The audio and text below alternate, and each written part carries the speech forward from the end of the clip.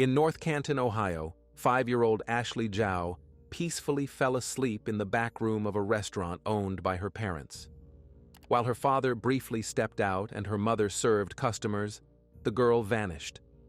Perhaps she slipped out through the back door and got lost. Or perhaps she was abducted by wrongdoers. No, the truth would turn out to be far more horrific than anyone could imagine. Help this channel grow. Like the video, try the new hype feature, leave a comment, and subscribe for more stories. This helps us a lot. Thank you. Inside the restaurant, there aren't many places to hide something, but the problem is that almost every one of those places can be searched relatively easily. In the bathroom, the only spot is under the shower stall. A quick look there and the missing item would be found. The storage rooms and kitchen are the same. One person enters the room, and the game of hide-and-seek is over. Only one door remains, a steel one leading to a small metal cabinet. If you step inside and close the door behind you, it's as if you've been transported to another world through a portal, because as soon as the door slams shut, you'll hear wheezing, trembling, and worse. You'll stop feeling your ears and fingers. That's normal, because that's exactly what happens when you're locked inside a giant freezer.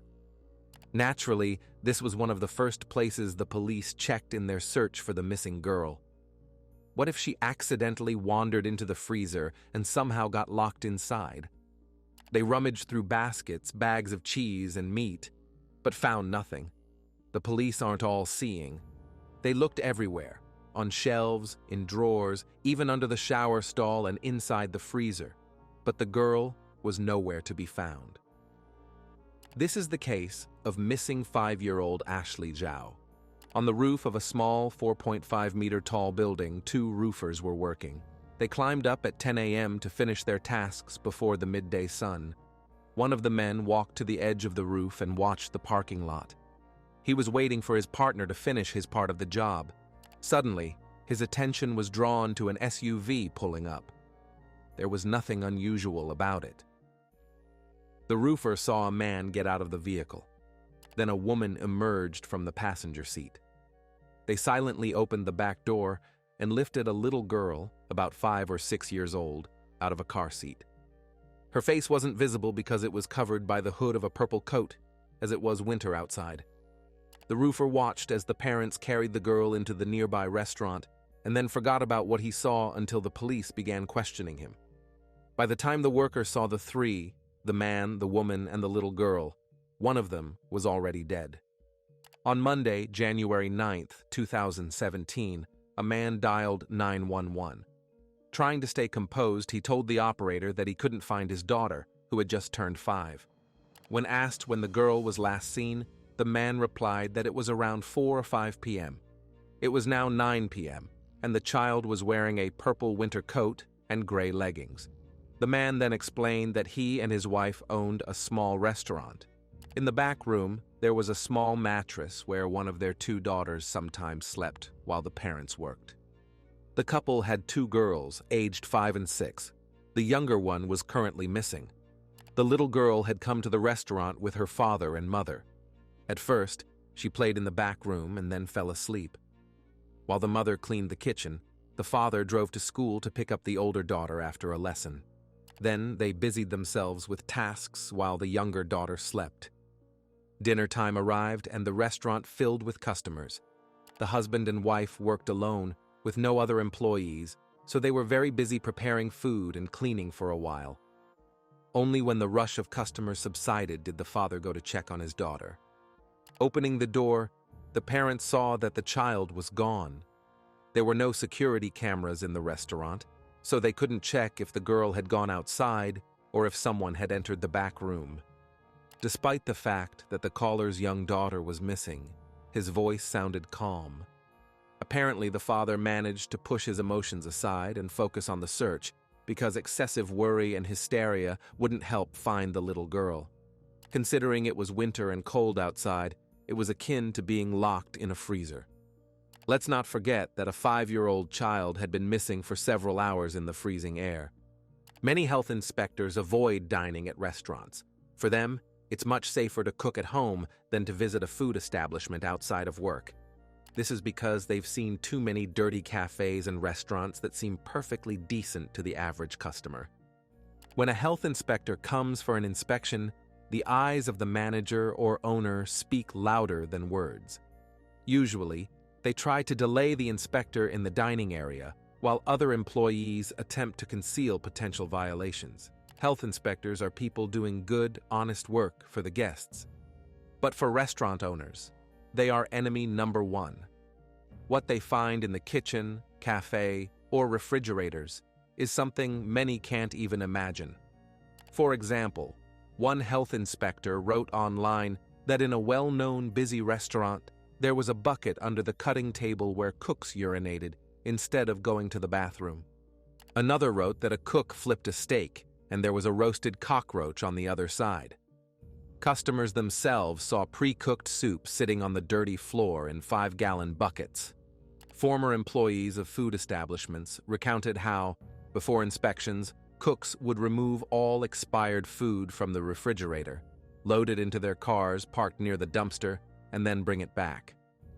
One guy who worked at a major fast food chain witnessed a colleague licking her index finger every time she separated a slice of cheese from the stack to make cheeseburgers, as if she were separating a sheet of paper from a stack. A health inspector recalled constantly receiving reports of black specks inside a vanilla ice cream machine. It turned out the machine's cylinder was infested with cockroaches, which were simply ground up and added to the treat as an extra source of protein. There's no need to mention the lack of gloves, hairnets, or expired products, as such things are common in most food establishments. Given how bad health inspections can be, the Asian cuisine restaurant Angel's in Ohio wasn't actually that bad. Angel's is a Chinese restaurant offering takeout. There were no tables for dining in. Customers simply came in and ordered food to eat at home. Most of the health code violations at Angel's involved improper thawing of chicken and repackaging meat in disposable bags not meant for food storage. Those were the inspector's comments. After these issues were addressed, another health inspection followed. On January 4, 2017, Inspector Christina noted in her report that during the inspection, she saw a little girl hunched over in a high chair in the back room. On the table were coloring books, crayons, a baby doll, and another toy. The child's presence and behavior caught Christina off guard.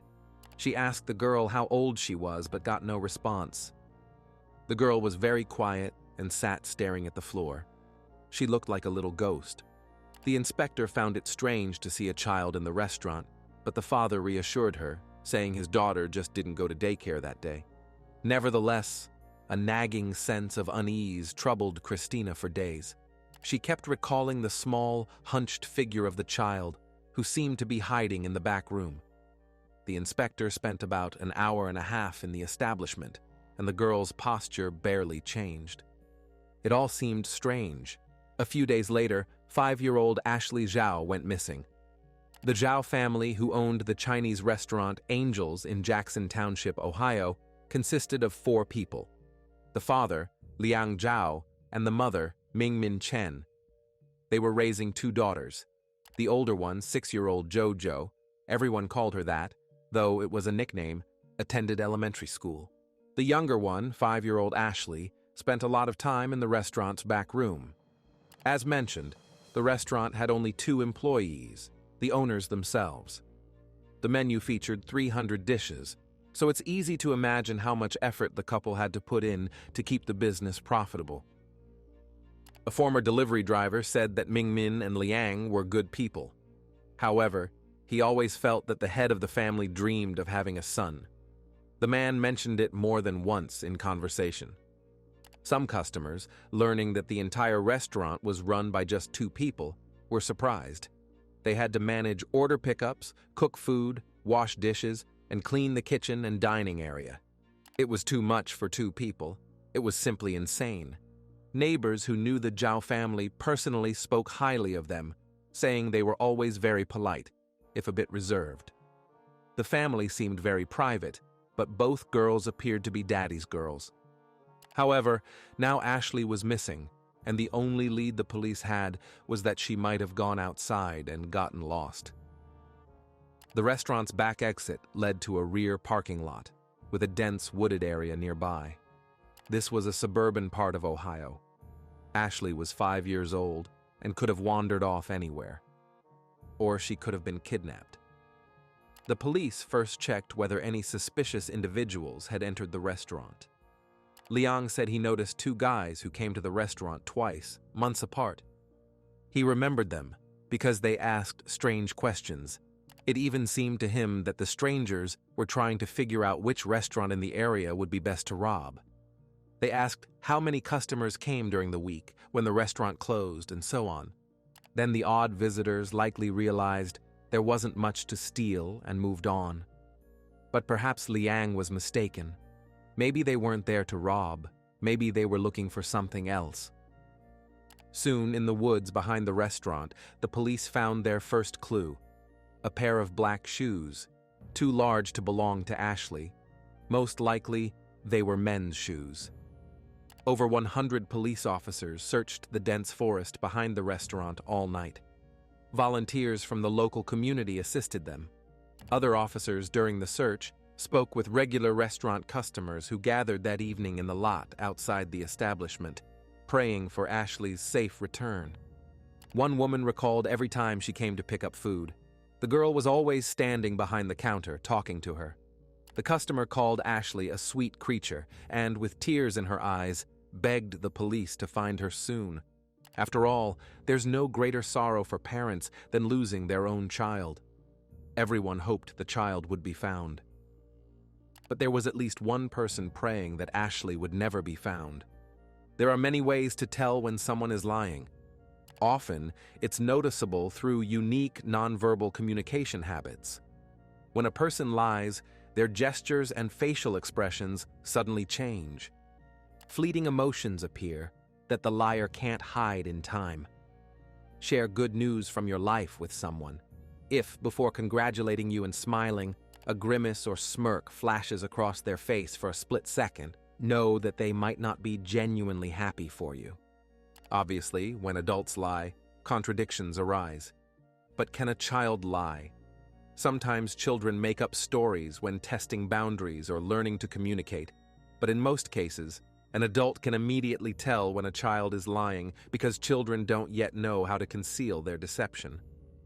One of the detectives searching for Ashley noticed her older sister, JoJo, in the restaurant. He decided to ask the girl what exactly happened to Ashley, where she went.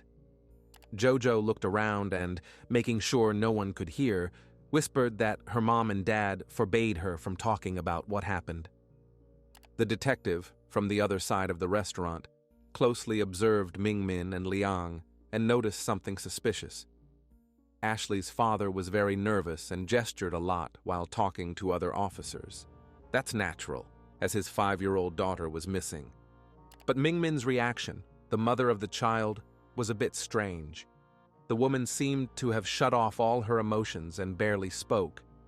The detective approached the father and asked for a recent photo of Ashley, to which Liang replied that he didn't take pictures of his children. He only had a photo of Ashley taken for an ID. The man handed the photo to the law enforcement officers. Some people firmly believe that lying on a polygraph and not getting caught is easy. In reality, there are many ways to deceive a lie detector. It's unfortunate that many polygraph specialists can't tell when someone is using deceptive techniques. It's really hard to detect, but it also means things can go the other way. That is, a person might tell the absolute truth, but it looks like they're lying. Ashley's father, Liang, was the first to be brought into the interrogation room. They started with control questions. Did he know the purpose of this test? Did he have any physical involvement in Ashley's disappearance? Then Liang, answering the polygraph examiner's questions, said that about a month ago he sought psychological help due to difficulties with his wife's immigration case. The thing is, in 2009, Mingmin tried to seek asylum in the United States, but was unsuccessful. She claimed she was persecuted by the Chinese government based on her religion, political views, and social group affiliation. Although Liang himself was an American citizen, he worried that his wife might be deported and didn't know what to do with the children in that case. On his only day off, Liang mostly did things for the restaurant. It was their only source of income, so there simply wasn't time for anything else. Liang gave up rest and entertainment. His current plans were to raise his children and provide them with a decent future. In fact, the man dreamed of having 4 children, but at the moment, that dream was unattainable. The polygraph test gradually turned into a full-fledged interrogation. The underlying feeling was that every lie you tell buries you deeper and becomes suffocating. The investigator asked Liang if Ashley had ever left the restaurant before, to which he replied that she knew how to open the back door but never left the back room without permission. The questions were repeated and grew increasingly strange. Finally, Liang couldn't take it anymore and admitted he was a bit confused because he hadn't slept well the previous night. That's when the detective began gradually leading Liang to the possible events that could have led to the girl's disappearance. What was the likelihood that an accident happened inside the restaurant?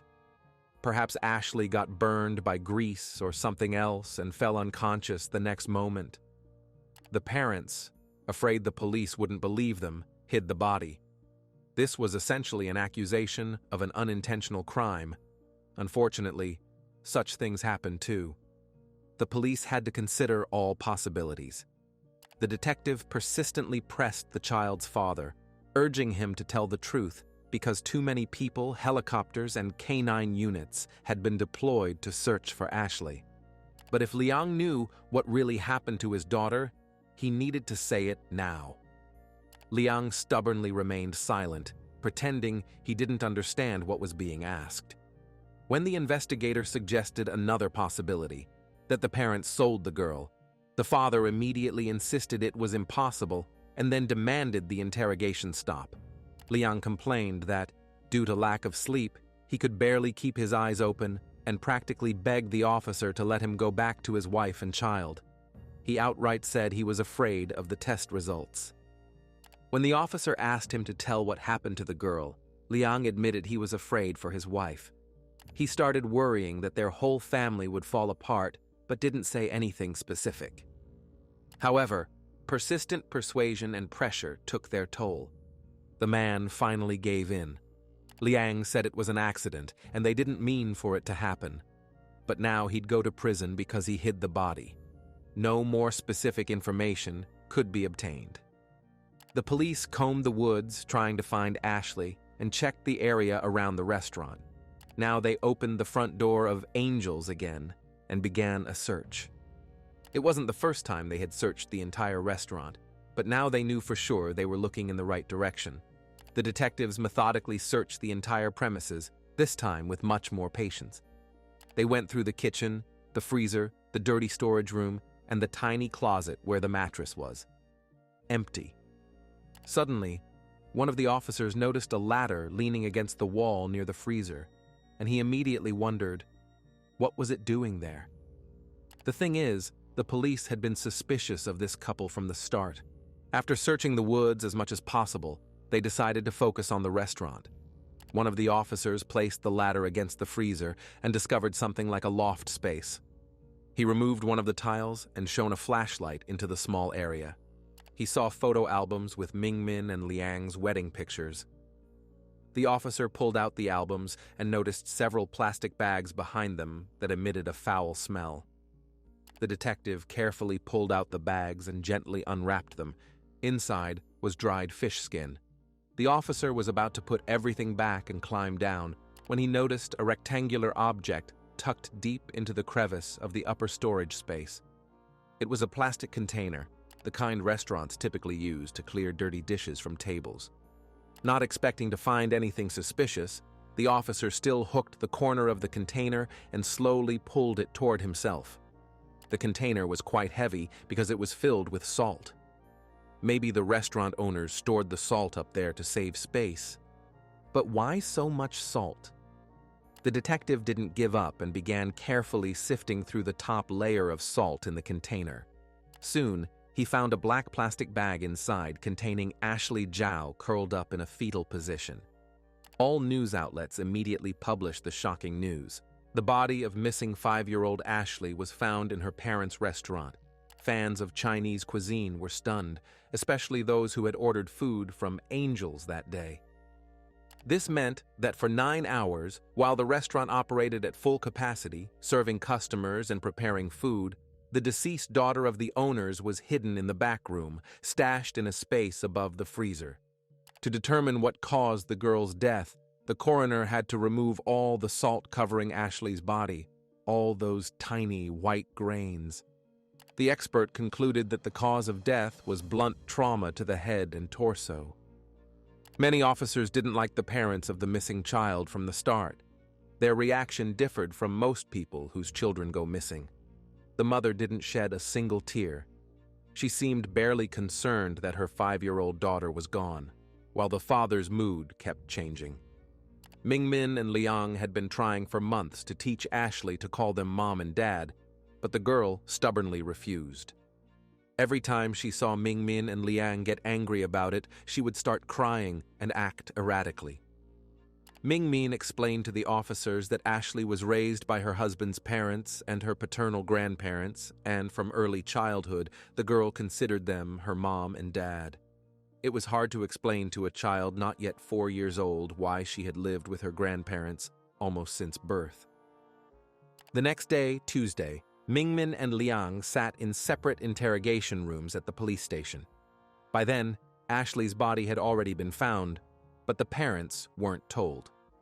At first, Mingmin unconvincingly tried to suggest that Ashley might have been kidnapped, but the detective conducting the interrogation interrupted her and said he had spoken with her older daughter, Jojo. At first, the girl was afraid to tell what happened to Ashley because her parents forbade her from doing so. But the police officer knew how to ask the right questions, and the girl confessed. In any case, a 6-year-old child wouldn't have been able to keep such a terrible secret for long and would have eventually spilled the truth. Just like with Liang, the detective tried to speculate about an accident to get Mingmin to talk, but the woman folded her hands on the table and sat like a statue. Then the investigator snapped. He asked why the mother wasn't even crying, even though her daughter was missing. However, Mingmin couldn't cry, and there was a reason for that. The detective leaned forward and, raising his voice, bluntly said that her daughter was dead. She was gone. She wasn't on the mattress in the back room. Her dead body was securely hidden in the restaurant owned by her parents.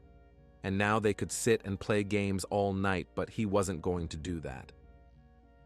As the atmosphere in the interrogation room grew heavy, the investigators left, leaving Mingmin alone with her thoughts. Then one of them returned and sat across from the suspect. He looked disappointed, tired, and displeased. The police officer simply couldn't understand how a mother could be so callous. The detective told Mingmin that the previous evening he was at home with his family. Before that, he had woken up at 5:30 a.m. and hadn't slept since. His job was to help people and give them peace of mind. When a 911 call came in from a worried father reporting that his 5-year-old daughter was missing, the officer dropped everything and went to search for the girl. He left his family because it was important to him to help find the child. So why wouldn't the mother of this girl do anything to make the police's job easier? The detective sat across the table from Mingmin and stared directly into her eyes. He didn't let her look away, and she didn't turn away, though her eyes were empty. When the investigator asked again what happened to Ashley, how she died, the mother quietly whispered that she killed her daughter, and then asked her husband to dispose of the body. She didn't want to do it. She had to take care of everything, starting with the restaurant, and she only had 2 hands. Sometimes she simply couldn't control herself. That was the end of Mingmin's eloquence. Meanwhile, Liang, Ashley's father, in the adjacent interrogation room, explained that his wife was essentially a good person and had never used physical violence against the children before. Their older daughter, Jojo, was already 6, and the most they allowed themselves was a light spank if she did something wrong. It couldn't be called physical abuse, as spankings were used in extreme cases and only as a disciplinary measure. According to Liang, Mingmin was a good mother, even if it was hard to believe now. But at some point, she started having problems. He began noticing that she often lashed out at Ashley, grabbing her by the arms, spanking her, or even kicking or hitting her. But she never did anything like that to Jojo. Liang explained that for the first 4 years of Ashley's life, she was raised by his parents, and since their younger daughter returned to her biological parents, the family faced difficulties. His parents called constantly, labeling Mingmin a terrible mother. They told her she was doing everything wrong, that she was raising Ashley poorly. Those words hit Mingmin hard. Their daughter was 4 years old, not potty-trained, didn't know her last name, and didn't even understand whether she was a boy or a girl. The list could go on endlessly. The more her mother-in-law scolded Mingmin, the angrier she got, and the more Ashley's behavior irritated her, as the girl didn't know or understand anything. Whenever the girl did something wrong, the mother would get nervous and irritated. Ashley had been living with her parents for a year, but still hadn't learned to ask to use the bathroom. That day, Liang took Jojo to school. When he returned home, he learned that Ashley had soiled her diaper. Apparently, she felt uncomfortable, so she took off the diaper and accidentally dropped its contents on the floor. When Liang walked in, Mingmin was already angry. She struck Ashley's head against the carpet twice. The girl fell to the floor, but the father saw that she was breathing, making wheezing sounds. Since this wasn't the first time, Liang didn't intervene. About 5 minutes later, vomit started coming out of Ashley's mouth, and green liquid ran from her nostrils. The parents rinsed their daughter in the bathtub and carried her back to the living room. Ashley was breathing and seemed to be asleep. Moments later, Liang realized with horror that his daughter was motionless and no longer breathing. He tried to perform CPR, but it didn't work. Naturally, the parents panicked and decided they needed an alibi. They dressed Ashley in a winter coat, placed her in a car seat, and drove the lifeless child to the restaurant. That's when the roofer saw them. By that point, Ashley was already dead. Liang and Mingmin left their daughter in the back of the restaurant on the mattress, where she often slept and went about their work. Then the man drove to pick up Jojo from school. The parents deliberately showed Ashley to her older sister and convinced her she was fast asleep. That day, Jojo had a dentist appointment. While the mother left with the older daughter, Liang placed Ashley's body in a plastic container, covered it with salt, and hid the container above the freezer. It turned out the parents used their older daughter as an alibi, which is utterly disgusting and perverse. Later, Liang admitted he didn't think the police would suspect them and search the restaurant. He assumed the emergency services would log his call, search for the girl briefly, and that would be the end of it. He didn't expect they'd make him take a polygraph test and ask so many questions. Both Liang and Mingmin were afraid of losing their older daughter, their family, the restaurant, and the house they planned to buy. Everything they had worked so hard for over 6 years could disappear in an instant. The man was deeply upset about Ashley's tragic death, but couldn't let it affect his entire family, so he hid the 5-year-old's body, as there was no way to help her anymore. The spot above the freezer was chosen deliberately. It had good ventilation and was cool, preventing the smell of decomposition. When things quieted down, they planned to move the body elsewhere and make it seem like Ashley had gone missing. By the way, many online users suggested that Ashley might have had autism. At one point during the interrogation, Liang showed the police how his younger daughter often stood, which seemed to annoy him so much that he appeared to justify his wife's abuse of the girl. Many people with autism spectrum disorder have a habit of pressing their bent arms against their body, a pose even nicknamed T-Rex arms. Liang demonstrated to the detectives how his daughter stood. He stood on his tiptoes, bent his arms at the elbows and wrists, pressed them to his body, as often seen in pictures of dinosaurs, and then shifted from foot to foot. According to the father, Ashley did this frequently. Autistic T-Rex arms aren't just a quirky pose. They can be significant for people on the autism spectrum. This unique hand position or movement is closely tied to sensory characteristics and ways of coping with stress and other unpleasant experiences. Often, People don't even realize their hands take this position when they're stressed. For many children with autism, holding their hands this way feels more comfortable because it creates a sense of security and control over their body. This pose helps them better cope with environments that cause sensory overload. It's as if they're hiding within their own body. Liang continued complaining to the officers that his mother had cared for Ashley for 4 years, and now they had to correct her behavior. The girl's difficult temperament was a reminder to Mingmin that she was a terrible mother, as her mother-in-law called her. The woman often lashed out at Ashley but never touched Jojo. For 4 years, Ashley wasn't just not potty trained, she couldn't even eat on her own and had to be fed. She still sat in a high chair for toddlers because she didn't know how to use utensils or hold a cup. She had trouble digesting solid food because her grandmother kept her on a liquid diet. If the girl wanted to eat or drink, she'd go to the refrigerator and point at what she wanted. Apparently, Liang didn't understand or didn't want to acknowledge that a child needs to be taught essential skills. That's a direct responsibility of parents. But both he and his wife somehow blamed the little girl, who wasn't taught basic tasks. They said Ashley was almost like a baby in a 5-year-old's body, essentially shifting the blame onto the child. They never sought medical help. Liang was afraid a doctor would see bruises on Ashley's body and take action. Mingmin was already in the country illegally. Interestingly, many neighbors didn't even know the Zhao couple had 2 daughters, and only mentioned 6-year-old Jojo. During the interrogation, Liang insisted that when he and his wife went to prison, their older daughter should be sent to a foster family rather than his parents, because she'd become like Ashley, and then Mingmin would hate her too. During the investigation, the couple tried to shift the blame for their daughter's death onto each other. Mingmin's lawyers accused Liang of harming his wife and both daughters. The woman herself told a prison psychiatrist that her husband was responsible for Ashley's death. He forced her to take the blame, threatening that if she didn't, she'd be deported.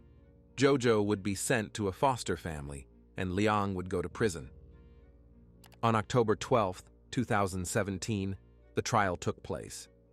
29-year-old Mingmin Chen initially pleaded not guilty by reason of insanity, but ultimately agreed to a plea deal.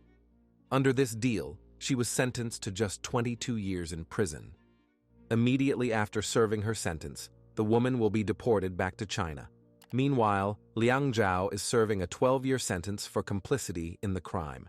He will be eligible for release in 2030. During the interrogations, Liang Zhao showed no remorse regarding Ashley. He expressed remorse only once, when he learned he wouldn't see his daughter Jojo again. Many people in the community were baffled, writing that Liang and Mingmin seemed like kind, caring parents. No one could have imagined what they were capable of. Neighbors gathered outside the house where Ashley lived to honor her memory. They prayed together, leaving flowers and stuffed animals. Soon after the horrific incident, the restaurant building was demolished and rebuilt. But no one will ever forget the tragedy that unfolded there, and how short the life of poor little Ashley Zhao was. If you have finished watching, you are a real fan of true crime. Subscribe to the channel, turn on the bell notifications, and put the like. See you in the next video.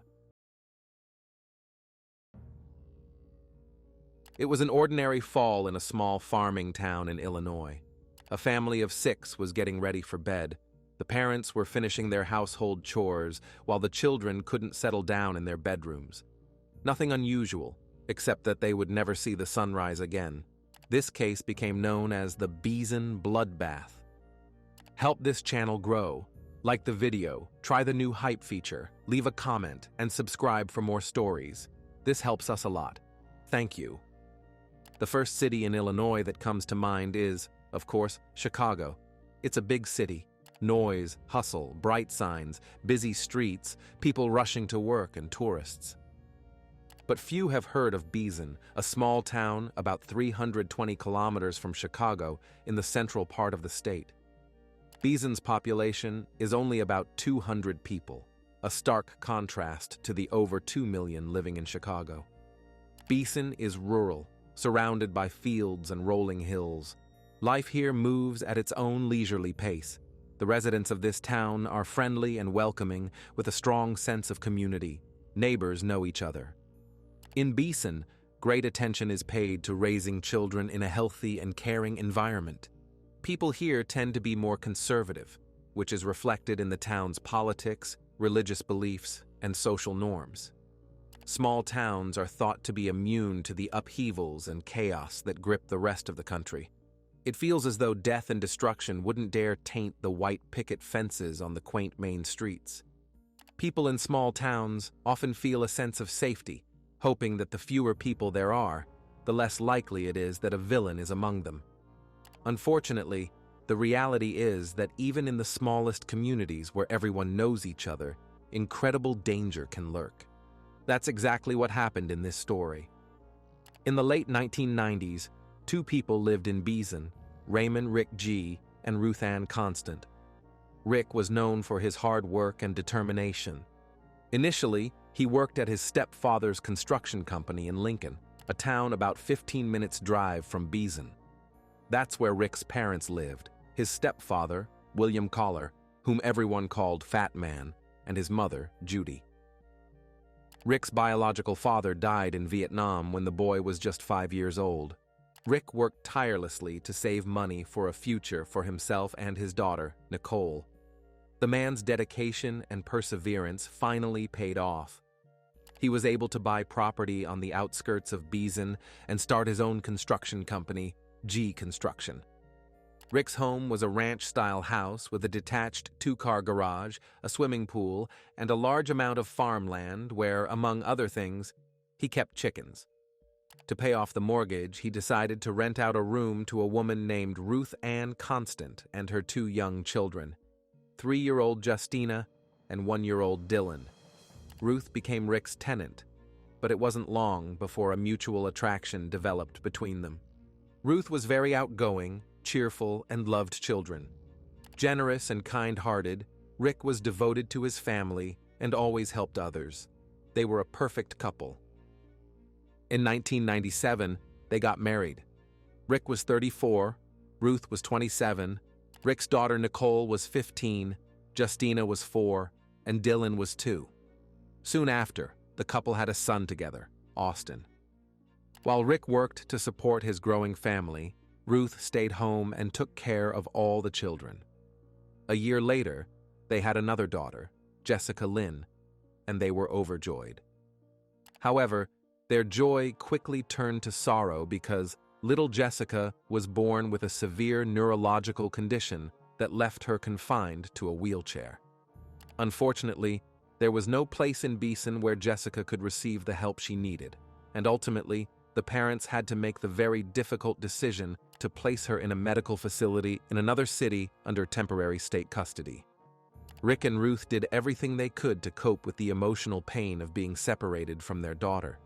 He continued working, while his wife took care of the house, where a playground had now been set up in the backyard for the children to play. On Sundays, the entire family attended church, and on weekdays, the kids rode a bus to school in a neighboring town. Every day, they took a 4-minute walk to the post office and, standing in the lobby, waited for the bus.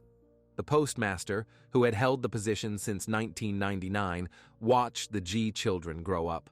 According to her, they were wonderful, polite, well-behaved, and never caused any trouble.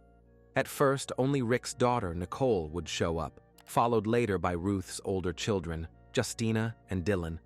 Over the years, Austin joined them, always finishing his homework at the last minute, because, as he put it, his head worked better in the morning.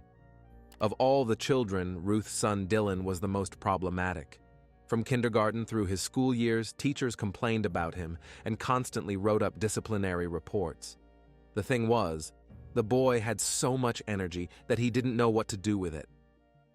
Rick and Ruth tried their best to figure out how to manage his excessive energy. In 2000, Rick's daughter Nicole turned 18. She was dating a local 21-year-old named Christopher Harris. Her childhood crush grew into a serious relationship, and eventually the couple decided to get married and live separately. The newlyweds settled on the other side of the small town of Beeson, just a couple of minutes' walk from the family home. Soon, Nicole learned she was pregnant, and after the usual term, a girl named Alice was born, the first G grandchild. Rick and Ruth were thrilled with the new family member, spending a lot of time with the baby while Nicole and Christopher worked. Rick's parents, his stepfather and mother Judy, also spent a lot of time at their son's house, helping with the grandchildren and now the great-grandchild. A lot was happening in this large family, especially when it came to the impulsive Dylan, who didn't behave any better as the years went by. Since there wasn't much to do in the small town, the boy became disobedient and aggressive. He channeled all his energy into activities. At home, the only thing that kept him calm was playing video games in his room. He could spend hours alone, immersed in virtual worlds, annihilating imaginary enemies. Ruth and Rick tried to distract Dylan with other activities, but Ruth was often left alone with the children, and Rick worked so hard to make ends meet and support his large family that he didn't have time to focus on Dylan separately. The business brought in very little income, so the man had to take on all sorts of jobs. Then Ruth learned she was pregnant again. In 2006, when Dylan was 11, the G family welcomed little Tabitha. The birth of the baby added more responsibilities to the household. The older children helped their mother as much as they could, but it turned out that no one could truly control Dylan. Worried about her son, Ruth took him to a doctor, who diagnosed him with ADHD and prescribed treatment. ADHD, or attention deficit hyperactivity disorder, is characterized by inattention, impulsivity, and an inability to control emotions. However, no treatment stopped Dylan from behaving aggressively and communicating rudely with peers. He continued to immerse himself in violent video games in the complete darkness of his room. In 2007, the teenager's hormones were so out of control that Ruth was desperate. She went back to the doctor, worried that if her son didn't get the help he needed, his actions could escalate. He might seriously harm himself or someone else. Rick even told his mother Judy that if they didn't get the boy under control now, one morning the family might not wake up. Despite the seriousness of the situation, Dylan simply refused to see doctors or undergo any examinations. In 2009, Rick's construction company was on the verge of collapse, leading to financial difficulties for his family. 14-year-old Dylan didn't stop playing video games, but now spent some of his energy helping Rick on construction sites. From an awkward boy, he was turning into an attractive young man whose mischievous gaze began to catch the attention of girls. At school, he competed on the wrestling team and was popular in his own way. 11-year-old Austin was an active member of the choir and loved riding his bike all over town. Together with 16-year-old Justina, they attended the local Bible club, always attentive and polite. 3-year-old Tabitha was enrolled in an early education program at a local preschool. Nicole and Chris had a second child, a boy. Their daughter Alice was already 9 years old and attending school. Chris was working as a cook at a restaurant in Lincoln while studying architecture in college. He planned to dedicate himself to that field in the future. The older G children helped look after the younger ones. Rick worked, and Ruth took care of the house. It was an ordinary large family with its joys and sorrows.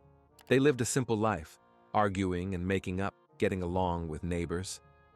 The summer of 2009 was eventful for everyone.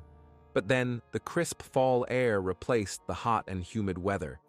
The kids went back to school, Ruth was taking care of her grandson, and Rick, along with his stepfather and relative Adam, were helping with renovations at Nicole's house. They were laying new carpeting since the baby would soon start crawling, and the baby's father, Christopher Harris, was torn between work and college. He clearly had no time for renovations. On September 21st, 2009, after school, a 10-year-old boy raced to the G family's house to show his new bike to brothers Austin and Dylan. As soon as the boy reached the porch, he saw something that made him freeze in his tracks. The door to the house was ajar, and the entire porch was covered in blood. The kid panicked and didn't know what to do. He shouted from the street, asking if anyone was home, but got no response. So, jumping on his bike, he sped to Nicole's house, just a few blocks away. The boy's face was pale, his lips trembling. He didn't know how to explain to his friend's relatives what had happened. He saw Fat Man, Rick's stepfather, and Adam working on renovations. He shouted to them that something had happened at Austin and Dylan's house, and they needed to go there quickly. The urgency and fear in the boy's voice made the men drop everything, jump into the car, and race to the G house. Adam was the first to approach the porch, where he saw blood and a knife lying on the bottom step. Fat Man suggested that the family raised chickens, so maybe they had just slaughtered one. If only that were the case. When Adam carefully stepped over the pool of blood on the porch and entered the house, he was met with absolute darkness. The man called out the homeowner's name, but no one answered. He began feeling the wall for a light switch. As soon as the light bulb turned on, it illuminated a scene that would haunt Adam for the rest of his life. In the hallway, in a thick pool of blood, lay the lifeless body of Raymond Rick G., face down. Adam didn't dare go further. He turned and ran outside, telling Fat Man to call 911. At that very moment, Rick's eldest daughter, Nicole, pulled up to the G house, wondering where her grandfather and cousin Adam had rushed off to. She met them at her father's house, and from their expressions, realized something terrible had happened. The young woman rushed to her grandfather, begging him to tell her if her family was okay, but Fat Man himself didn't fully understand what was going on. He only told Nicole that the police were on their way. Shocked and confused, she pleaded with the men to go inside and make sure her siblings were unharmed. Following Nicole's insistence, Fat Man went up to the porch and entered the house. With the light on, his eyes saw more than Adam had noticed. Blood was everywhere, not just a huge pool under his stepson Rick's body. Splatter had dried on the walls and ceiling. The scene resembled a horror movie, but in reality, it was even more terrifying than anything imaginable in a fictional story, because Fat Man was now standing in his family's home, not watching a TV screen. Unable to comprehend the full tragedy of what had happened, the man fell to his knees, and Adam forcibly dragged him outside. Just then, the police arrived. 12 minutes had passed since the 911 call. After the officers entered the house with weapons drawn, they saw a large red pool about a meter wide, in the center of which lay the head of the family, Raymond Rick G. His head was crushed, and his body was beaten. Determining the exact cause of death immediately was impossible. Due to the severity of the damage, the police assumed the man had been shot in the head with a shotgun. The crime scene looked gruesome, but the officers hadn't yet entered the other rooms of the house. Slowly moving further down the hallway, they could see damage on the walls, as if someone had punched them. Then the detectives encountered the second victim. 14-year-old Dylan, dressed only in shorts, lay lifeless on his right side, curled up in a fetal position, right at the entrance to the home's main bedroom. His wounds were even more severe. The boy had clearly been brutally beaten before being shot in the head, just like Rick, presumably with a shotgun. The walls, doors, and ceiling were splattered with crimson drops. But where were the other family members? It didn't take long to find out. When the police entered the main bedroom, the homeowner, Ruth, lay on the floor, dressed in a nightgown. The damage to her skull was significant. Half of Ruth's head was practically missing. It looked unreal.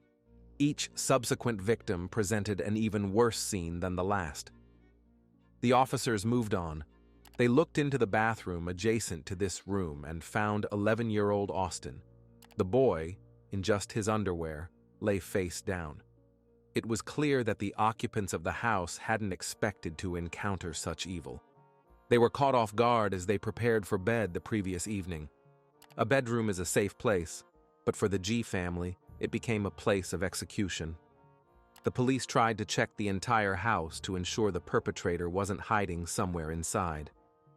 They continued down the same blood-splattered hallway where Dylan lay. They passed by him and moved on to 16-year-old Justina's room. expecting to see a typical teenage girl's room with a bunch of posters of her favorite band on the walls and piles of makeup. The officers were met with the austere setting of Justina's bedroom, where she usually read her Bible. Instead of photos on the walls, they were smeared with red liquid. It was everywhere, including the bed, where the lifeless body of the girl was found, lying on her stomach. What was left of her head hung off the edge of the mattress over a pool of brain matter. Incredibly, even after everything they had seen, the law enforcement officers weren't prepared for what they would witness next. 3-year-old Tabitha, where was she? When the officers moved from Justina's room to the adjacent bedroom, at first, they saw no one. But then they noticed something lying on the floor in a dark closet. It was a tiny body. The skin above her right ear was torn off, breaking the hearts of even the most seasoned police officers. Yes, they were professionals, but nothing could have prepared them for what they were witnessing in the G family's home. The detectives stood in shock, unsure of what to say in such a situation, staring at the scene. Broken furniture, shattered glass, splatter on the walls. Tabitha had suffered no less than the others. The police tried to imagine what kind of struggle had taken place here and who could have wanted to destroy an entire family. Then, out of the corner of his eye, one of the officers noticed some movement in the darkness. He couldn't believe it. Was the little girl alive? Tabitha was trying to lift her tiny hand. By some miracle, this girl had survived what had happened to her. Calling for paramedics over the radio, one of the officers quickly holstered his gun, approached, and gently stroked Tabitha's back, trying to comfort her. An arriving medic carried the girl out to the ambulance on his arms. Amid all this darkness, a glimmer of hope appeared. They all wanted to believe that Tabitha would survive, but the nearest hospital capable of saving her life was an hour's drive from Beeson. When the paramedic ran out of the house, Nicole realized her younger sister was on the brink between life and death. The young woman became hysterical. She tried to push her way into the house, screaming that her loved ones were inside and she wanted to see them. She didn't know what horrific tragedy had unfolded in the family home. She could only guess. Of course, the officers had to restrain her, no matter how loudly she screamed. The patrol officers escorted Nicole to the back of the ambulance and sent her with Tabitha to the hospital. The girl had to be transported to St. Francis Medical Center in Peoria, Illinois. The news spread instantly through the town. Ruth's friend was in her kitchen when Austin G's friend burst into her home. The boy shouted from the doorway that they were all dead. The woman looked at him reproachfully and advised him to watch fewer horror movies. Then, to calm him down, she explained that people who die are those who have lived a long life or suffer from some illness, and an entire family couldn't die in one day, not in Beeson. But then she stepped outside and saw a slew of flashing police cars heading toward her friend's house. At that moment, her phone started buzzing with text messages and calls. What happened in the quiet little rural town shocked all the residents. People went out into the streets, trying to find out details from each other. Even in their worst nightmares, they couldn't imagine that an entire family had been killed nearby. Beeson's residents knew Rick G., Ruth, and their kids well. Moments later, Nicole's husband, Christopher Harris, appeared near the G house. He had been called at work and told that something terrible had happened to his wife's relatives. Chris dropped everything and rushed to his father-in-law's house, where he was confronted with the heartbreaking truth about the nighttime massacre. However, the police tried to give the man hope that, miraculously, little Tabitha had survived and was now heading to the hospital with his wife. Without a second thought, Chris jumped back into his truck and sped to the trauma center. Beeson is too small to have its own police department. Instead, they relied on Logan County officers in Lincoln. But in truth, they didn't need one, as such crimes simply didn't happen in Beeson. While an operational team was being organized, 2 rapid response officers were asked to walk through the G family's house and conduct an initial inspection. The 2 officers returned inside to thoroughly examine the crime scene and take notes. The only thing that immediately stood out was that a personal computer had been stolen from the house. But something far more serious than a simple robbery had occurred here. At this time, the coroner arrived at the house, ready to take the bodies to the lab for autopsies. This required officially identifying and examining each of the deceased. In a small town, it's impossible to hide such a commotion. People don't see a coroner's van parked near a neighbor's house every day. Since Nicole was the only immediate family member in contact with the police, they called her and informed her that they needed someone close to the victims to identify the bodies. Nicole didn't want to leave her younger sister, so she gave them her grandmother Judy's number. Rick's mother was still unaware of the tragedy that had struck her son's family. She hadn't been informed, and Nicole called her first to prepare her. But she couldn't hold back her emotions and told Judy that the entire family was dead, brutally beaten, and Tabitha might not survive. Through tears, Nicole broke the news to her grandmother and said she would need to identify the bodies of the deceased. She added that Judy was all she had left and asked her to take care of herself. Losing a loved one is incredibly hard. People sometimes feel devastated by grief for the rest of their lives. Now imagine how it must have felt for an elderly mother to learn that her beloved son's entire family, including her grandchildren, had been brutally attacked and killed. An entire family of 6 was nearly wiped out in a single night. It's incomprehensible. Judy was shown photographs of each victim, and she identified them. Rick, then Ruth, Justina, Dylan, Austin, and of course, little Tabitha. It's impossible to imagine the pain Judy must have endured seeing her loved ones in such a state. That night, the forensic pathologist conducted the autopsies. He photographed every inch of the victims' bodies and classified their injuries. Each victim had so many injuries that they overlapped, making it difficult to determine the exact number. One thing was certain: all the injuries were brutal and merciless, and they were not caused by a firearm, as the police initially thought. All the members of the G family were beaten to death, meaning their deaths were agonizing and prolonged. With each blow, they grew weaker and weaker until their souls left their bodies. After completing the autopsies, the coroner called the Logan County Sheriff's Office and provided his findings. The body of 46-year-old Rick G., the father, had 39 blunt force wounds to the back, 13 of which were to the head. His 39-year-old wife, Ruth, received 28 blows to her head and body. Her skull was crushed, and there was a dent above her right eye. 11-year-old Austin's skull was fractured on both sides. He was struck at least 21 times, and there were signs that someone had stepped on his face. 16-year-old Justina had at least 15 identifiable injuries, with the entire upper part of her skull missing. 14-year-old Dylan had over 100 wounds on his body, receiving at least 52 blows to his head and upper body. For some reason, the bodies of Dylan and his mother had been moved to different locations, left not where they were killed. The sheer brutality was undeniable. These people were struck repeatedly, and the repeated blunt force trauma completely shattered their skulls like eggshells. Meanwhile, the town was buzzing with rumors about who the perpetrator could be. Before this incident, people in Beeson never locked their doors. Neighbors borrowed things from each other without asking permission. But on September 21st, everything changed. In one short night, the veil of safety that once covered this tiny town was shattered, and residents had to face the fact that someone in their community was hiding a terrible secret.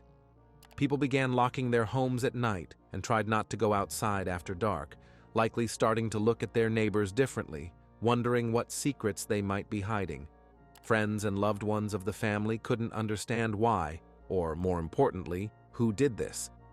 Rick's mother, Judy, recalled a conversation with her son about Dylan when he said that if they didn't get the boy under control, they might all end up dead one day. Now, everyone wondered if the brutal massacre could have been carried out by someone in the G family. But Dylan had the most wounds on his body, and their placement clearly indicated he couldn't have inflicted them on himself. After several hours of searching the G family's house, no arrests were made. By the morning of Tuesday, September 22nd, the day after the tragedy, the media descended on Beeson. amplifying the general anxiety and foreboding. The town was flooded with journalists and reporters, hungry for any information about these horrific crimes. As the investigation unfolded, the community watched its progress with bated breath. People desperately needed answers and resolution to this mystery. Fear hung in the air, casting a shadow over the once peaceful town. The trust and safety that were once taken for granted were now destroyed. Neighbors looked at each other, wondering if the killer could be someone they had known for years. Investigators knew they needed to solve this case quickly before the community exploded with fear and its consequences. But where to even start? Ruth was a homemaker, and Rick was a builder. Both were simple people who kept to themselves. Questioning neighbors yielded almost nothing. They said they didn't know much about the G's, only that the family was quiet and not prone to scandal. Their yard was always well kept. The kids were clean and polite. Only one of Ruth's friends provided investigators with enough information to piece together a timeline of events. The children were seen at church on Sunday, but on Monday morning they didn't show up for school. The G family was found dead after 4 p.m. On Sunday evening, Ruth was messaging her friend through a computer messenger. The thing was, the woman had poor hearing, so communicating by phone was very difficult for her. She and Rick started chatting around 10 p.m. and continued almost until late at night. The couple took turns responding. Ruth and Rick invited the friend to stop by, and she was waiting for her own 4 children to fall asleep. The woman's husband was at work at the time. Justina, Austin, and Tabitha were already in their beds when the parents started chatting with the friend. Dylan was still awake, as usual, playing video games in his room. One of the last messages the friend sent was at 1:04 a.m., but there was no reply. The woman was surprised, as they had been making plans together. Then the G's suddenly stopped responding. She sent another message, and again, no reply. At 1:45 a.m., the friend typed an ironic phrase, asking if they were still alive. Unfortunately, it's very likely they were no longer alive by that time. One neighbor recalled that after midnight, he went to the kitchen for a drink of water, and his attention was suddenly caught by an unfamiliar truck driving by. The vehicle was heading toward the G family's house. It looked like a silver or gray pickup with very unusual exhaust pipes coming out through the bed right behind the cab.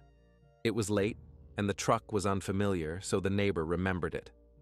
The police immediately reacted to this seemingly small lead. They decided to stop any vehicle matching the description. The town had about 200 residents, but there were plenty of silver or gray pickup trucks. The police's efforts led to no leads. They even made a sketch of the pickup and distributed it to nearby towns, but no new information came in. Meanwhile, little Tabitha lay in a hospital bed. She had severe head injuries, and doctors feared her brain had been affected. The girl wasn't speaking. She had to undergo several surgeries. In addition to everything else, she also had a broken arm, likely from trying to shield herself from the attacker. Nicole, along with her husband Chris Harris, stayed by Tabitha's bedside. The young woman couldn't lose her last little sister. Police officers also stood guard at the ward, checking every visitor. Tabitha was the only surviving witness, and her condition was still critical. She had lain for 14 hours in a dark closet with horrific head wounds, somehow clinging to life. At this point, the police couldn't do anything with the information about the strange truck, so they focused on thoroughly examining the crime scene. Fortunately for the investigators, there were plenty of clues. It's impossible to kill 6 people and leave no trace. The detectives arrived at a house with a neatly trimmed lawn. A white minivan was still parked nearby, along with a couple of bicycles leaning against the detached garage and scattered toys. From the outside, the G house looked like any other in the neighborhood, but when they went inside, everything changed. The horror unfolding in the rooms and hallways was indescribable. Imagine the amount of blood left on the walls, furniture, and ceiling after 6 people were attacked. As they continued examining the crime scene, investigators noticed a bloody handprint on the bathroom countertop where Austin's body was found. Forensic technicians tried very carefully to preserve this evidence, as it could be a decisive factor in the case. The problem was that there are two types of surfaces: absorbent, porous ones, and non-absorbent ones. Porous surfaces include solid wood, paper, or fabric, things from which it's easier to lift a print. Non-absorbent surfaces include metal, plastic, glass, or lacquered wood, things that don't absorb liquid. It's actually much harder to lift a print from such surfaces. The bathroom countertop was glass. Then, outside the residence, the detectives stumbled upon another clue. In the mud near the house, they found a very distinct and clear shoe print that matched a well-known brand of tennis sneakers. Since the police had no suspects, they couldn't compare the handprint or shoe print to any specific person. So they began building theories to try to uncover the truth. Given the brutality of the crime, the perpetrator must have sustained some injuries as well, and the authorities decided to ask for public assistance, urging people to report anyone with unexplained injuries to the head or upper body, be it abrasions, cuts, bruises, or contusions.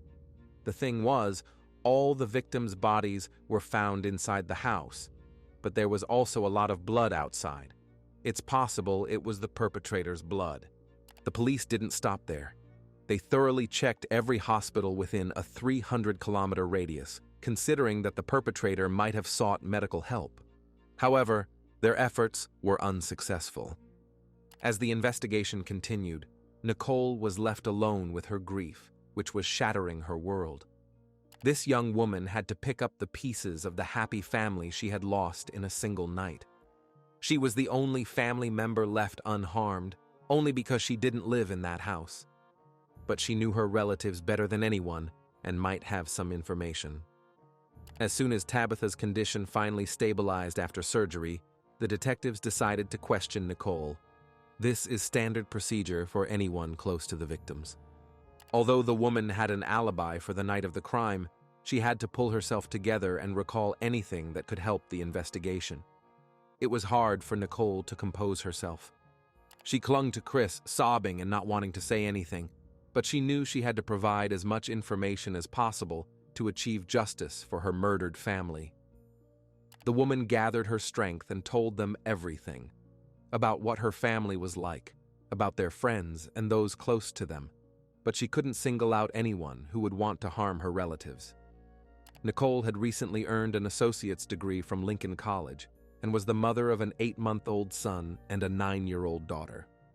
The detectives also turned their attention to Chris Harris, who had been in the G family's life for a long time and could provide valuable information about them. He and Nicole had been together since she was 15.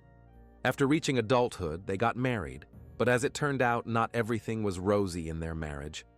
In fact, Chris and Nicole had officially divorced 3 years earlier, in 2006, but they continued to see each other occasionally, and when the woman got pregnant again, Chris started coming around more often. They were back together, trying to rebuild their relationship. After the official separation in 2006, Chris lived in Armington with his 22-year-old brother, Jason Harris, his girlfriend, Jennifer Ernest, and their young children. This was about 30 kilometers from Beeson. The investigators asked him the same questions as Nicole, inquiring where he was on the night of the attack on the G house. Chris said that he and his brother Jason were hanging out at a bar in the small town of Lawndale, a 20-minute drive from Beeson. In truth, the law enforcement officers didn't think Nicole or Chris had anything to do with the attack, but they had to check everyone. Besides, neither of them had any wounds or cuts on their bodies, nothing that could raise doubts about their alibis. The only thing was a large callus on the palm of Chris's right hand, but he worked with his hands, so that wasn't surprising. 48 hours after the G family was found lifeless in their home, investigators were no closer to solving the crime. On September 23rd, little Tabitha's condition was stable. Her grandmother Judy, Nicole, and Chris were by her side. No one knew how long it would be before the girl could talk to the detectives. A police officer was always nearby, watching visitors, listening to their conversations and keeping an eye on the patient. On September 28th, Nicole said goodbye to 5 members of her family. Hundreds of people gathered to offer their condolences and pay their respects. Many held white memorial booklets with a photo of the G family on the cover. It was an old photo, showing the head of the family, Raymond Rick G., in the center with his daughter Jessica, who was born with health issues. His wife Ruth held little Tabitha in her arms, with Justina on one side and Austin and Dylan on the other. It's too painful to look at this photo and think that they're all gone, except for little Tabitha and Jessica. The walls of the room where the farewell took place were covered with photos of the deceased G family members. At the front of the room stood an open casket with Raymond Rick G., as he was the only one whose upper body and face didn't have severe damage. Urns with the ashes of the other family members stood on either side of him. Nicole was supported by her husband, Chris, who had been her rock since she learned of the loss of nearly all her loved ones. They visited Tabitha in the hospital together every day. Meanwhile, the investigation involved more than a dozen law enforcement officers from various police agencies, including the FBI. On September 30th, 2 days after the funeral, Nicole and Chris were leaving Tabitha's hospital room when something strange happened. One of the officers on duty in the hallway noticed something. It was a pair of well-known brand tennis sneakers. At first glance, there was nothing unusual about this observation, as many people have sneakers from that brand. But the person wearing them was none other than Christopher Harris, Nicole G's devoted husband. Chris had been Nicole's greatest support since the death of her loved ones. He was by her side during the difficult funeral, when she had to say goodbye to nearly all her siblings at once. He stood by her as she leaned over little Tabitha, hooked up to tubes after her injuries. In those moments, he was exactly the kind of husband he should be. But when his sneakers squeaked on the pristine hospital floor, an observant officer felt the need to pass this information to the investigators. Chris Harris was a regular guest in the G family, where they cared for his children, so he could have left his shoe prints outside. But this still piqued the detectives' interest, and they decided to dig deeper into Harris's past. It turned out that Chris Harris had been convicted of shoplifting, writing bad checks, and possessing marijuana. These charges and convictions were a decade before the events with the G family, and it was his last recorded arrest, aside from a few traffic violations. The detectives reviewed Chris and Nicole's divorce case, where the stated reason for the dissolution was the husband's physical cruelty, as indicated by the woman. But was that really the case? After all, sometime later, Nicole had a second child with Chris and resumed their relationship, meaning she felt safe enough around Harris. In any case, the man was called back to the station for further questioning to clarify the situation with the tennis shoes. The shoes were seized and compared to a plaster cast taken from the crime scene. While Chris's truck was parked outside, the officers went to inspect the vehicle to check for another strange coincidence. The man drove a light gray pickup, which wasn't uncommon, but it closely resembled the make and model of the vehicle they were looking for. The only thing was, the truck didn't have those chrome exhaust pipes coming out of the bed just behind the cab. At the same time, investigators knew those could easily be removed. Chris, without hesitation, provided fingerprints and palm prints for analysis. Although his sneakers did match the brand of the manufacturer, they were half a size larger than the shoe print left in the mud near the G house. Moreover, there were no traces of dirt or blood stains on them. While the police worked on the case, the town filled with rumors and theories concocted by residents. Some believed the massacre of the family was a satanic ritual. Others blamed Rick G., as he had suffered the least. They said he decided to kill all his loved ones for some reason, but ended up not surviving himself. The theories were fantastical. Even 14-year-old Dylan was portrayed as a maniac whose mind was warped by constant video games, confusing reality with virtual shooters. Some believed the perpetrator couldn't be from Beeson. It was some random killer who attacked the first house he came across. After all, the G family did live on the northern outskirts of town. However, investigators suspected this was a much more personal crime, and they just needed to prove it. To completely clear Chris Harris of suspicion, the detectives wanted to search his home and vehicle. This wasn't a problem, as Nicole's husband willingly gave permission for the police to conduct the search. They didn't even need a warrant. The first find shocked the investigators. In the bed of the pickup, under a tarp, they found the missing G computer, and in the backyard of Jason's house, Chris's brother, they noticed a chrome weightlifting bar, typically used for physical exercise, hidden behind a shed. If placed in the truck bed, the bar could create the illusion of chrome exhaust pipes from a distance. Also, in a grassy area near a creek, not far from Jason's house, a crowbar was found. A matching truck, similar shoes, a computer Chris could have simply borrowed, and the chrome bar. There were too many coincidences, but it still wasn't enough to press charges. They needed something solid that would undeniably confirm Chris's presence at the crime scene that night. The police didn't have to wait long to get their main piece of evidence. After thorough analysis, it was determined that the bloody handprint found in the G house belonged to Christopher Harris. In early October, officers arrested him and charged Chris with the 5 murders of the G family members and 1 attempted murder. The townspeople were outraged by this outcome. They were convinced the police had the wrong person. Surely a man who was practically family couldn't have committed such a brutal attack over a single computer. After all, there was an easier way to get it. One of the people convinced of Chris's innocence was, of course, Nicole. The woman publicly defended her husband at every opportunity.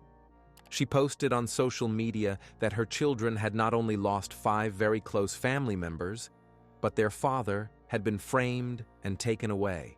Nicole was furious and continued to write that there was irrefutable evidence that all 6 had fought for their lives, and Chris didn't have a single scratch or bruise on his body. He wasn't prone to violence, even refusing to gut fish for frying. All of Harris's relatives also came to his defense. They told the media that their son was innocent. While in jail, Chris complained to his father that he feared for his family, as the real villain was still out there. The man cried and swore he didn't commit such a heinous act. At that moment, everything pointed to him. To better understand the suspect's personality, investigators found his social media profile and reviewed his recent posts. In a post from September 18th, just days before the tragedy, Chris wrote about how happy he was to be free of negativity. From those same online posts, detectives learned about a mistress Nicole was unaware of. When the police seized Chris's truck on October 2nd, it turned out it belonged to a 24-year-old woman named Jennifer Ernest, Jason's girlfriend, where Harris was living at the time. She and her mother, Sarah Duncan, had already provided alibis for both men on the night of the attack. But now, as events unfolded, investigators realized this information was likely false. So, they took another shocking step, arresting Jason, Jennifer, and her mother Sarah for obstruction of justice. From the moment Chris was detained, he maintained his innocence and denied involvement in the crime. But as soon as the handprint was presented to him, he invoked his right to remain silent and immediately hired a lawyer. What Chris didn't account for was that his younger brother Jason was starting to feel increasing pressure as the investigation progressed. The charges against him were upgraded to aiding and abetting a first-degree crime, and now he faced the possibility of spending the rest of his life behind bars. Jason had a choice: either keep his mouth shut and support his brother, or save himself and tell the truth. Fortunately, there's nothing like the innate human instinct to protect oneself. Harris Jr. started talking, and his story sent chills down the spines of even the most experienced investigators. According to Jason, it all started with alcohol and illegal substances. That night, he and Chris were partying hard. After heavy drinking and snorting white powder, they wanted female company. Since the women within reach turned them down, Chris came up with the idea to sneak into the G residence and force 16-year-old Justina into a sexual act. In his opinion, the girl had been flirting with him and dropping unambiguous hints. It's unclear whether the brothers intended to commit the act without consent, or if, in their drugged state, they genuinely believed Justina wanted an intimate encounter with Chris. Either way, Their plan was set in motion, and the brothers headed to the G Ranch. Jason insisted he didn't know what happened inside the house because he stayed in the car the whole time. Chris approached the front door, holding a crowbar. Rick opened the door, and the conversation apparently didn't go the way Harris had hoped. Then, Chris entered the G house, and Jason heard blows and screams coming from inside. After a while, a female scream rang out, and a figure flew headfirst out of Justina's bedroom window. It was Dylan. The boy got up, ran to the driveway, and started calling for Jason's help. But Jason sat frozen in shock, unable to move. Instead of running away, the teenager went back into the house to confront his sister's attacker. Shortly after, Dylan burst out of the house again, this time bleeding profusely, and ran to the backyard. Chris chased after him with the crowbar in hand. The boy shouted at Harris to stop, but Chris caught up to him and began striking his entire body. It seems that, in that moment, the drugged man was focused on one goal: having sex with Justina at all costs, and no 14-year-old boy could stand in his way. Then Chris went back into the house, leaving the boy lying on the grass. Jason said Dylan didn't die. He was severely injured and bleeding, but still got up and followed the perpetrator back into the house to protect his sister. The boy turned out to be a true hero. It's known how it all ended for the brave teenager. After the massacre, Chris came out of the house and jumped into the truck, holding the crowbar and the home computer. He was worried that the webcam had recorded his actions, and he didn't want to leave any witnesses. When the brothers drove away from the house, Chris threw his blood-soaked sneakers out the window along with the crowbar, then forced Jason to burn his clothes. The next day, Harris bought a brand new pair of tennis shoes, half a size larger. With Jason's help, the police managed to find those blood-soaked shoes in a ditch by the roadside, and they had found the crowbar earlier. In exchange for a reduced prison sentence, Jason agreed to testify against Chris, but this didn't make the trial any easier, as Chris had his own version of the events of that night. The beginning of his story matched Jason's exactly, except that they went to the G house hoping Rick had some marijuana. The brothers pulled up to the residence, and Chris, as a family member, calmly walked inside. In the living room, he saw the head of the family sleeping on the floor. As Harris's eyes adjusted to the darkness, he realized the homeowner was injured. He walked further down the hallway and, looking into the main bedroom, saw Ruth lying in a pool of blood. The man made his way to Justina's bedroom and witnessed another horrific sight. Suddenly, he heard the floor creak behind him. Turning around, Chris came face to face with 14-year-old Dylan, who, in a rage, raised a knife over his head. Harris had no choice but to stop the teenager after what he had done to his family. A scuffle ensued, and Dylan escaped through Justina's window. In the process, he allegedly dropped the knife, which was later found on the porch. Chris grabbed the crowbar and chased after him. After a couple of blows, he thought he had subdued the boy, so he headed back to the house to check on the other relatives. But Dylan wasn't ready to give up. He was back inside, intending to attack Harris. As a result, the man was forced to eliminate the troubled teen in self-defense. Chris said he was in complete shock. He didn't want to tell his wife what he had witnessed that night. He stayed silent, hoping no one would ever learn the truth about what Dylan had done to his family, and he didn't want the G family to have a bad reputation in town. To support Chris's testimony, his lawyers presented evidence that Dylan had a long history of antisocial behavior, poor academic performance, and below-average intelligence. The defense also pointed out that the boy came from a dysfunctional family, as Ruth didn't live with his biological father and never fully adjusted to the new blended family, behaving defiantly and showing no respect for Rick. The boy tried to isolate himself and often played violent video games, which could have pushed him to harm people in real life. His ADHD diagnosis meant he was taking medications that could cause aggression and irritability. The defense requested all of Dylan's disciplinary records from the past 3 years at school, about 250 incidents. These included misdeeds like throwing rocks, fighting, spraying disinfectant in a classmate's face. He also slashed a bus seat with a stolen razor blade. One teacher overheard Dylan say that the stupid school should just blow up. This was after he failed a test. There were many other examples from the teenager's life when he behaved inappropriately. However, Dylan's teachers, called to testify in court, told a very different story about the so-called troubled teen. They unanimously said the boy had too much energy and simply didn't know what to do with it. Dylan did rank among the top 3 in disciplinary violations, but according to the teachers, these were mostly minor infractions. For example, talking in class without raising his hand or knocking a notebook off a desk onto the floor. A couple of words were enough to calm him down. Teachers described him as a cheerful, energetic teenager who always treated his siblings, especially Tabitha, with love. Dylan channeled his energy into wrestling practice. He didn't have enough strength to become a great wrestler, but he had an unbreakable spirit, which is why people loved him. As it turned out, Jason Harris was quite the liar. During interrogations, he gave 13 different statements about that night, and only the last version was true. Chris wanted intimacy with Justina, but Rick didn't want the man talking to his teenage daughter. This sparked a drug-fueled rage that led to the horrific actions of Chris Harris. He was already set on aggression as he brought the crowbar with him. One can only imagine what the jury had to endure to make the right decision in this case. The defense and prosecution tipped the scales of justice back and forth. However, the final nail in the coffin came from Chris's former cellmate, to whom Harris confessed his crime.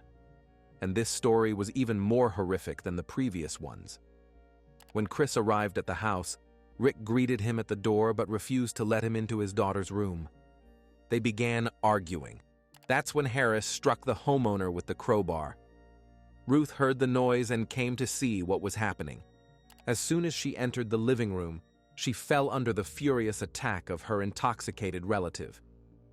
At that moment, Dylan managed to grab a knife from the kitchen and tried to defend his mother, but the adult man easily overpowered the teenager and threw him out the window.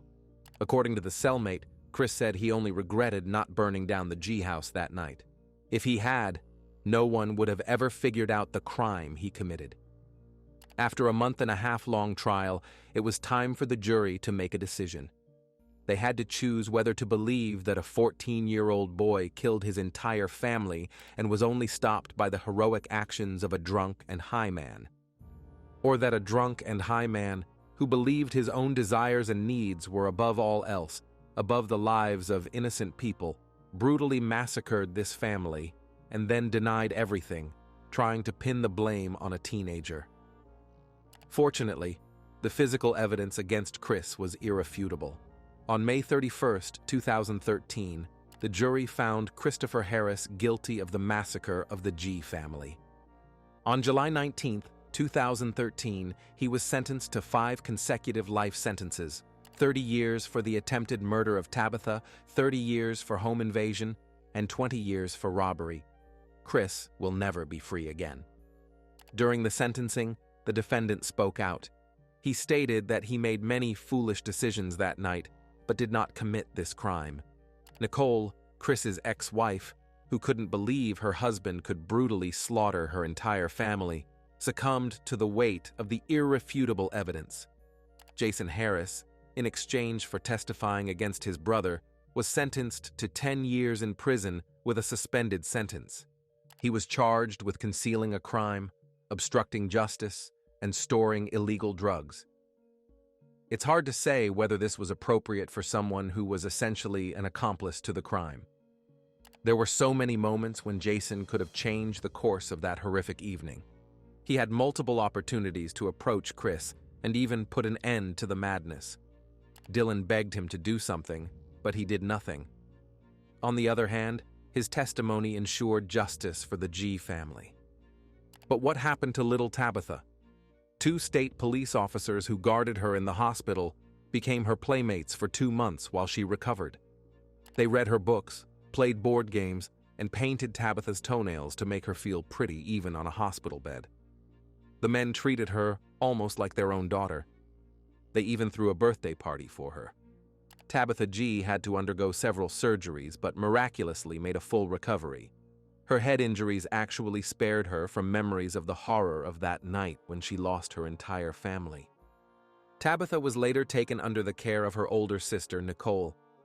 In memory of Justina, Austin, and Dylan, a playground was built in the town, and a memorial stone with a plaque was installed. In 2014, there was another twist in this story. As part of an investigation discovery series, a show aired titled When Murder Comes to Town. In the episode about the G family, all the focus was on the troubled teenager Dylan. However, they portrayed him in the same light as Chris Harris's lawyers did. Viewers saw a cruel, withdrawn boy with dark thoughts, capable of easily sending his entire family to the grave. Officers involved in the investigation wrote an open letter questioning the honesty of the series and its need to tarnish the reputation of a crime victim. The letter emphasized that Dylan G. acted like a hero, and the information about his cruelty toward his own family was never confirmed.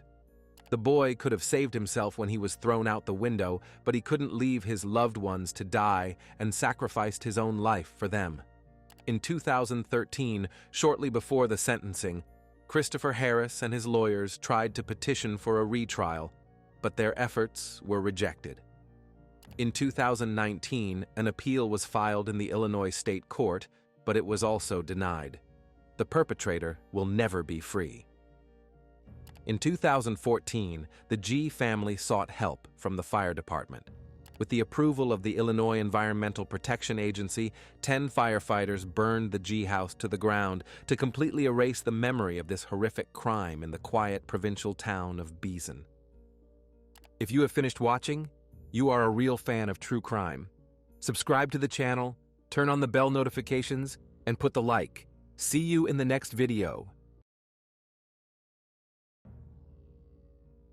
Fortune-telling on Christmas Eve is a tradition of many cultures. Some treat it with humor, while others take the hints of fate seriously. On Christmas Eve, 1988, Cindy opened the Bible and read a randomly chosen verse, then wrote it down in her diary. "Lord, let me know my end and the number of my days, so I may know how frail I am." This passage seemed prophetic to her. The young woman was convinced she was on the threshold of great changes, and now her life would shine with new colors. The verse was indeed prophetic, but unfortunately, those changes meant a horrific end. Help this channel grow. Like the video, try the new hype feature, leave a comment, and subscribe for more stories. This helps us a lot. Thank you. It happened on December 24th, 1988, Christmas Eve, when families across Arizona were preparing for festive celebrations. The silence of the desert was broken by the roar of an ATV. A father and son were driving through rugged terrain near a place called the Superstition Mountains and stumbled upon something that would stay in their memories forever. On the ground lay the body of a young woman, dressed in casual clothing. Only one shoe remained on her foot. There was no purse, no wallet, nothing to identify her, only clear signs of violence etched into her skin. At that moment, no one knew her name yet. No one knew she had been married for only 7 weeks, that on Christmas Eve 1988, she was supposed to board a flight to reunite with her loved ones and celebrate the family holiday. She was not just a victim. She was someone's sister, someone's daughter, a friend. And now her lifeless body lay on the ground because someone had stolen her life. After a call to 911, police arrived at the scene. The desert landscape offered no answers, except for tire tracks near the body. It was immediately clear that the woman had died an unnatural death. A severe wound on her neck testified to that. The ground beneath the body was soaked with blood. The unknown woman's clothing was riddled with holes from a sharp object. Another unknown Jane Doe, stolen from this world and left alone to die in the middle of the desert. The problem was that the dry air and vast sandy expanse rarely share their secrets, often swallowing evidence entirely. There was, in essence, nothing to work with except the haunting image of this young woman lying on her right side with one shoe. The body was taken to the coroner's office. where a scene from a horror movie awaited the experts. When the coroner's assistant opened the body bag during the autopsy, he saw an attractive young woman with a gaping wound on the left side of her neck. The cuts were so deep they pierced the spine. Her head was nearly severed. These were very strong and calculated blows. On the left side of her head, near her hairline, strange diamond-shaped bruises appeared. Experts concluded these were marks from a shoe. A similar shoe print was found near the body in the desert. Apparently, someone deliberately stepped on the victim's head, pinning her to the ground and preventing her from standing, then inflicted deep wounds incompatible with life.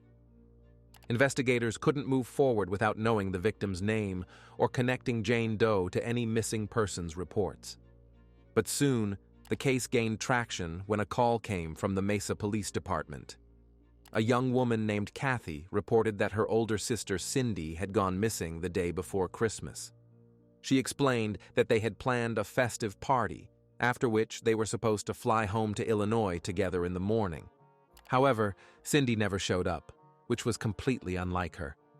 She always organized gatherings and loved being the center of attention. Kathy desperately tried to reach her sister, but she didn't answer the phone. In the morning, she left a note with a plane ticket for Cindy, writing that she would wait for her at the airport. But her older sister never showed up for their flight to Illinois. Deep down, Kathy already knew something terrible had happened. In Arizona, detectives quickly linked the missing woman, Cynthia Mankman, to the Jane Doe in the desert. Meanwhile, Kathy and her family's anxiety grew.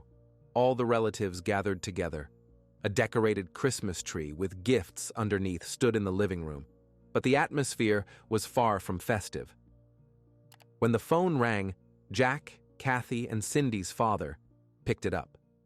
He listened silently to the caller, but his expression told his family it was bad news. As soon as Jack hung up, he asked everyone to stand and hold hands tightly. Then he announced that Cindy's body had been found. Cindy Mankman's story didn't begin in the Arizona desert. It began 3 decades earlier in a home filled with laughter, sunlight, and the warmth of family bonds strong enough to withstand anything. Cynthia Estelle Mankman was born on September 16, 1958, in Pensacola, Florida, a place where the air carried the salty scent of the sea breeze and miles of beaches stretched along the coast. Cindy's younger sister, Kathy, was born just 14 months later. From early childhood, the girls were inseparable. Though they were very different, people often mistook them for twins. Cindy had a natural charisma and loved being in the spotlight, while Kathy had a calmer, more balanced temperament. Together, they complemented each other perfectly. The Mankman family was happy. Their father, Jack, worked as a psychologist, and their mother, Dorothy, took care of the home and raised the children. Later, Cindy and Kathy gained a younger brother, John. Life was beautiful, but happiness couldn't last forever. Unfortunately, in 1963, tragedy struck the Mankman family. Cindy was only 5 when her mother, Dorothy, learned she had cancer. She was just 34 years old. As sunny days arrived in Florida, the woman's condition worsened. Jack did everything he could to help his wife cope with the illness, but her health only deteriorated. A significant decision was made to move to Dorothy's hometown of Champaign, Illinois. It was thousands of miles from sunny Florida, but it offered the support Dorothy desperately needed. Champaign was a quiet rural town, and life there was far different from Florida. For Cindy and Kathy, their mother's hometown was an entirely different world. Unfortunately, the move didn't save Dorothy. 2 years after her diagnosis, she passed away. Cindy was 7, Kathy 6, and little John was only 3.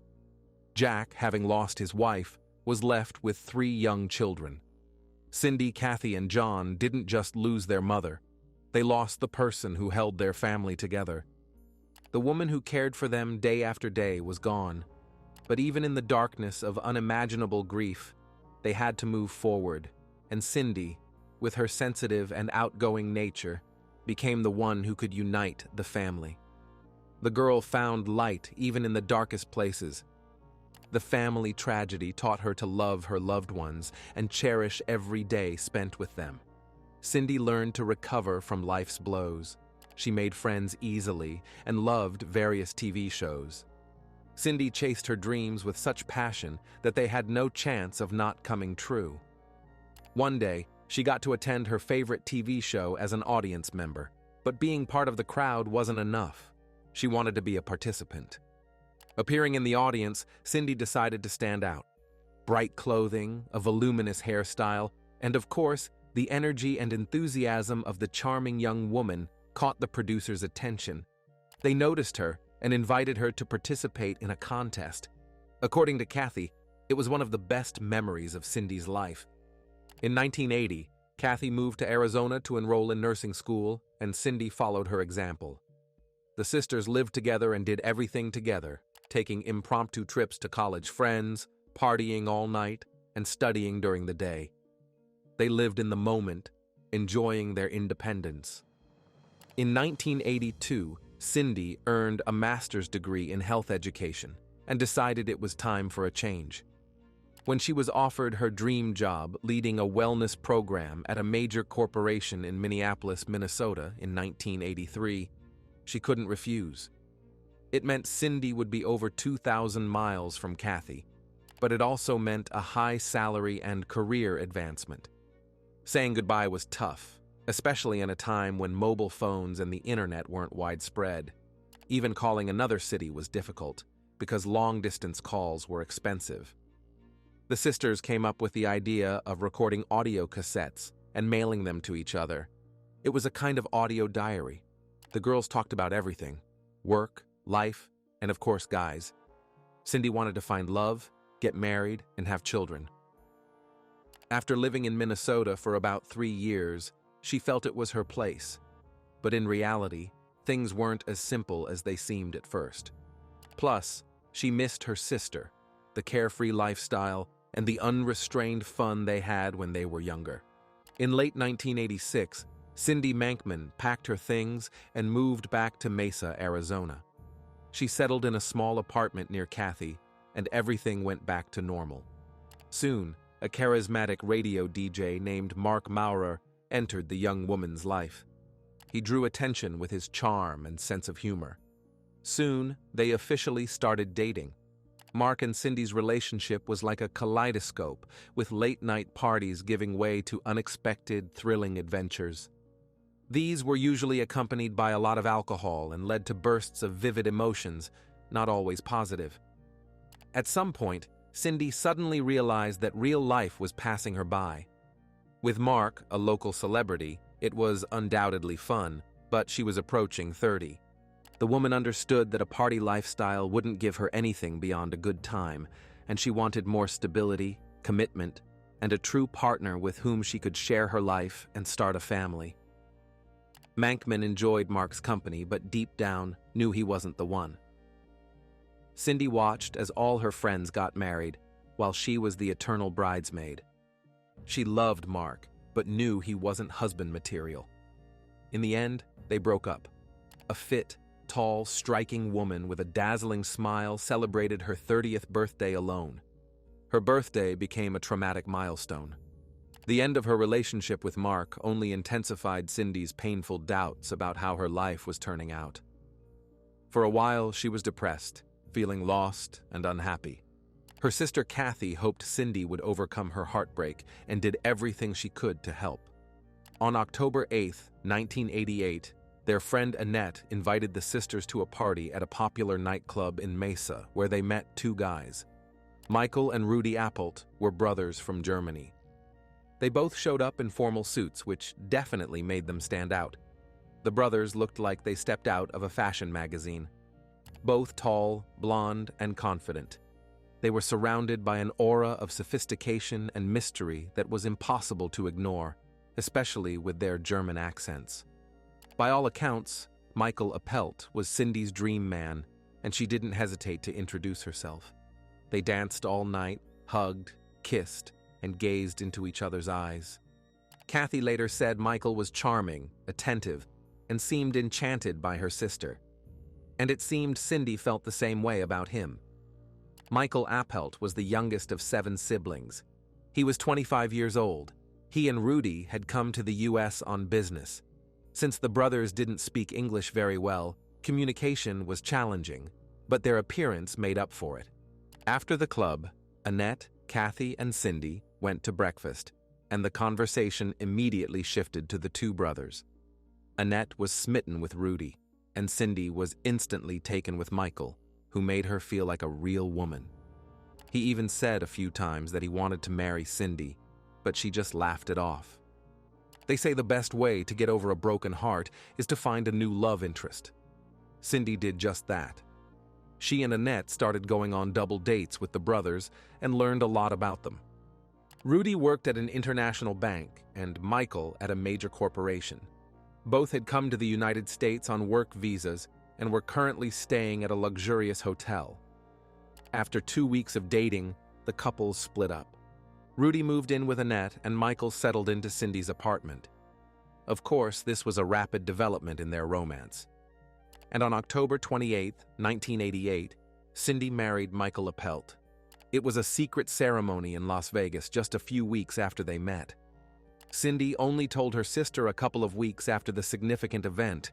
She felt she had truly found the love of her life, and it was the first time she kept something from her younger sister. This surprised, hurt, and intrigued Kathy all at once, but Cindy had often done impulsive things before. Michael had to fly back to Germany to see his mother. The sisters saw this trip as a perfect opportunity to return home to Valparaiso for Christmas to visit their loved ones. Kathy booked the tickets, and on the appointed day, she waited for her sister, but Cindy never showed up at the airport. On December 23rd, the day before their planned departure, Cindy had organized a small party with Annette and another friend. They were supposed to meet at 8 p.m. at a bar to exchange Christmas gifts. However, Cindy never showed up to the gathering she had organized herself. She wasn't at home either. The young woman had vanished without telling anyone her plans. Let's return to the crime scene. There were very few clues. The tire tracks near the body indicated that Cindy had been brought to the desert. And it wasn't for a nature walk. She was brought there with the sole purpose of taking her life.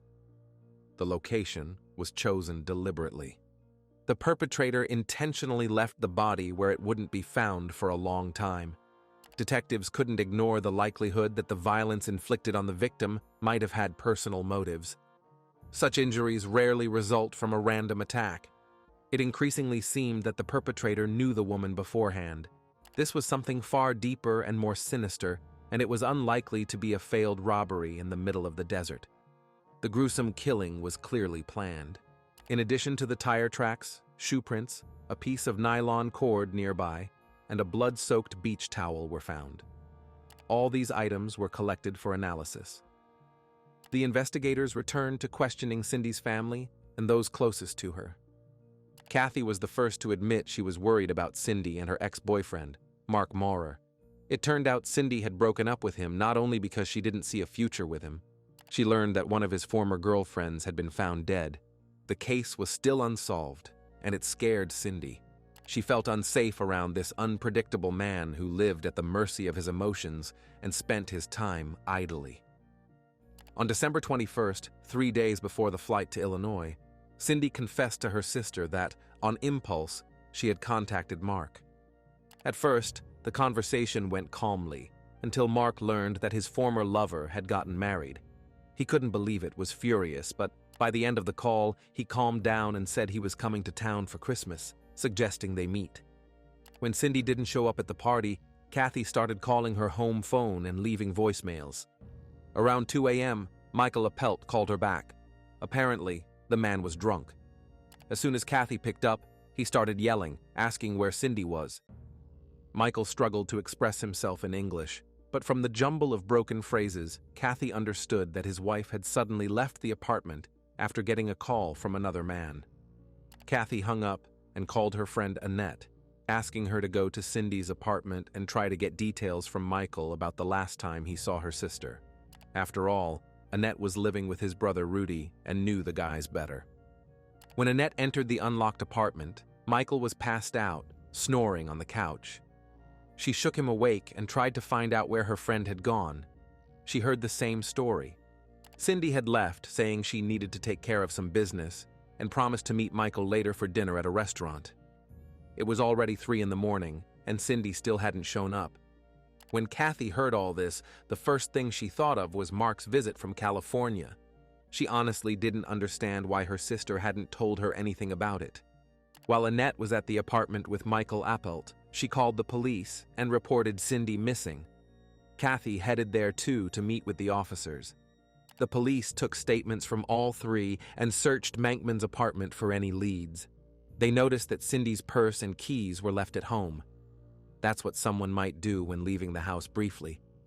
In Kathy's opinion, Mark Maurer was the only man for whom her sister might rush out of the house, forgetting everything else.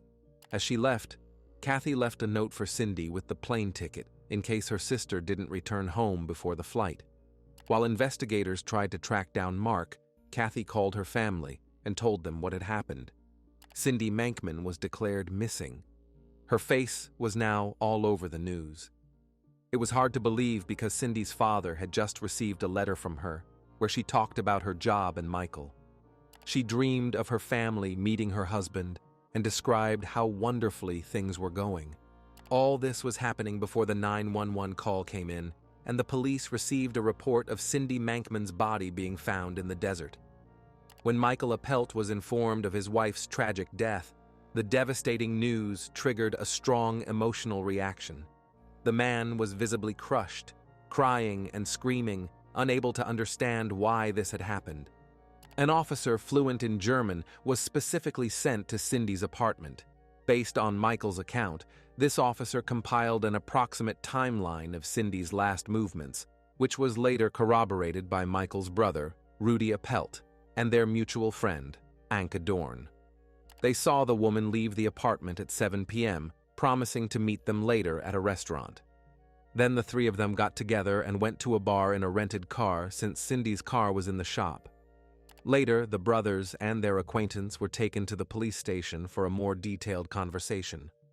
The detective also listened to the messages on Cindy's answering machine and found one from her ex-boyfriend Mark. He was asking where she had disappeared to. He had seen on the news that Cindy was being sought by the police and was very surprised, or at least pretended to be. By then, investigators had collected evidence, tire tracks and shoe prints matching tennis sneakers from a well-known brand. They also checked the shoes worn by Michael, Anke Dorn, and Rudy. None of them matched the potential perpetrator's shoes. When asked if they owned tennis shoes, they all said no. The inspection of Michael's rented car also yielded nothing. The tire tread pattern didn't match, and no physical evidence was found in the vehicle. As additional evidence, the detectives requested saliva and hair samples, assuming DNA might have been left at the crime scene. The brothers agreed without hesitation, and their willingness to assist the investigation was noted. The men were released to go home and mourn Cindy's loss. The Appelt brothers and Anke Dorn were regulars at the bar where they were seen on December 23rd, so the trio had an alibi. The only suspect at that point was Mark Maurer, Cindy's ex-boyfriend. The lead detective flew to California to talk to the man. No one yet knew that while Kathy was in Illinois with her family, her phone in Arizona was blowing up with calls from Mark, who kept dialing her number, leaving messages on her answering machine, and trying to figure out what had happened. The detective who went to meet Mark found out that on the day of Cindy's murder, the man had spent the entire day at work. Then he rented a car and drove to Los Angeles, to Palm Springs, to spend Christmas with his mother and sister, so his alibi was confirmed as well. Whatever role Mark Maurer played in Cindy's life, it was clear he wasn't involved in her death. The investigation was back to square one. Cindy's body was transported to Illinois. The funeral was scheduled for December 31st. Michael, Rudy, and Anke Dorn flew to Illinois to say goodbye to Cindy. Michael took the podium to say his final words and had an emotional breakdown in front of everyone. The man broke down in tears, unable to say a word. Rudy had to forcibly lead him away from the ceremony. After the church, everyone headed to the cemetery. Cindy's coffin was placed in a grave next to her mother, Dorothy. After the funeral, the Appelt brothers and Anki left in a rented car. The car Kathy Mankman was in overtook them on the highway, and Cindy's sister saw all three laughing loudly. It made her deeply uncomfortable, and their laughter after his wife's funeral seemed very strange. But people grieve in different ways. Perhaps they were reminiscing about the good times they'd had. Or maybe they were trying to lighten Michael's mood so he could hold it together. But there's a time and place for everything. The investigators working on Cindy's case asked Kathy Mankman to return to Mesa to answer a few questions. And that's when things started to become clearer. Kathy was questioned for hours about various people in her sister's life, including the two German brothers. Cindy's husband, Michael, stood out noticeably. A whirlwind romance, a hasty Vegas wedding, strange behavior after the funeral. Kathy explained that the relationship had developed so quickly that some oddities in Michael Appelt's behavior didn't stand out amidst his charm. But now, having lost her sister, the woman saw things differently. The brothers claimed they were staying at a prestigious hotel, but every time Cindy and Annette tried to visit, Michael and Rudy changed the subject. Curious, the women decided to follow their boyfriends for fun. The brothers' stories about working at major corporations and businesses were quite vague. They never specified which companies they worked for and generally avoided such conversations. It seemed they were hiding something from their girlfriends. After saying goodbye to the brothers, Cindy and Annette pretended to go home, but followed the men instead. Michael and Rudy did head to a hotel, but after entering they soon exited through a back door, crossed the street, and entered a cheap motel nearby. It was a bit strange to see, given their flashy appearance, why these two supposedly wealthy, sophisticated men were staying at a rundown motel. The women were determined to get answers. They managed to convince the motel clerk to give them Michael and Rudy's room number. But when Cindy and Annette knocked on the door, a woman opened it. She was German too.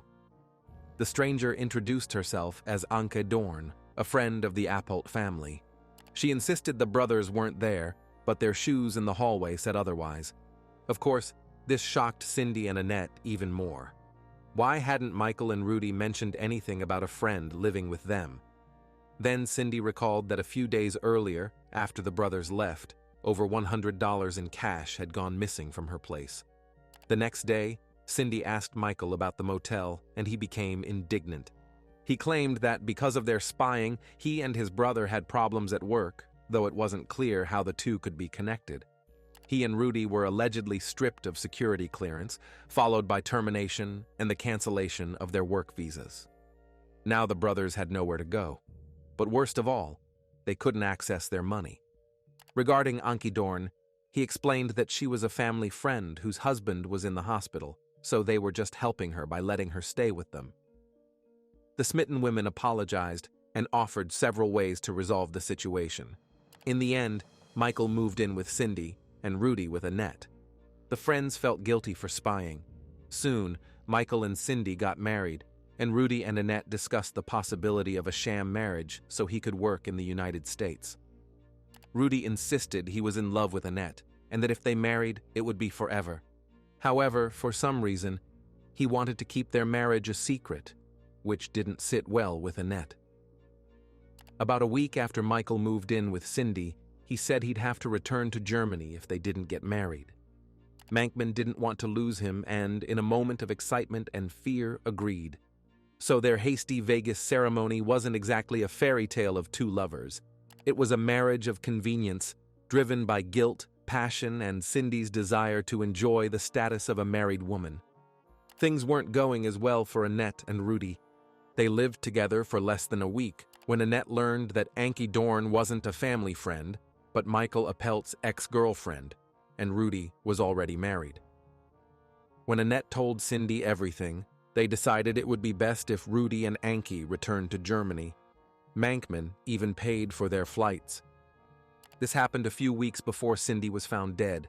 Everyone thought Rudy and Anke Dorn had left the country, but that wasn't the case. Confirming Kathy's words, investigators found Cindy's diary, where she wrote about her thoughts on marriage. The last entry was dated November 11th, 1988. Mankman wrote that she was happy with Michael, though many would judge their relationship if they knew the whole story. She was still afraid to trust another man, but Appelt proved every day that she was safe with him. The entry showed that the woman had been burned in relationships before, but wanted to give Michael a chance. However, despite all the oddities, the police had no evidence that the brothers were involved in Cindy Mankman's death. Before digging deeper, Michael contacted the detectives and said that after returning from the funeral, he listened to Cindy's answering machine and found a threatening message. Since he spoke English poorly, he understood little but later felt it was something unsettling. The recording sounded emotionless, as if read from a script. That's how people whose native language isn't English often speak.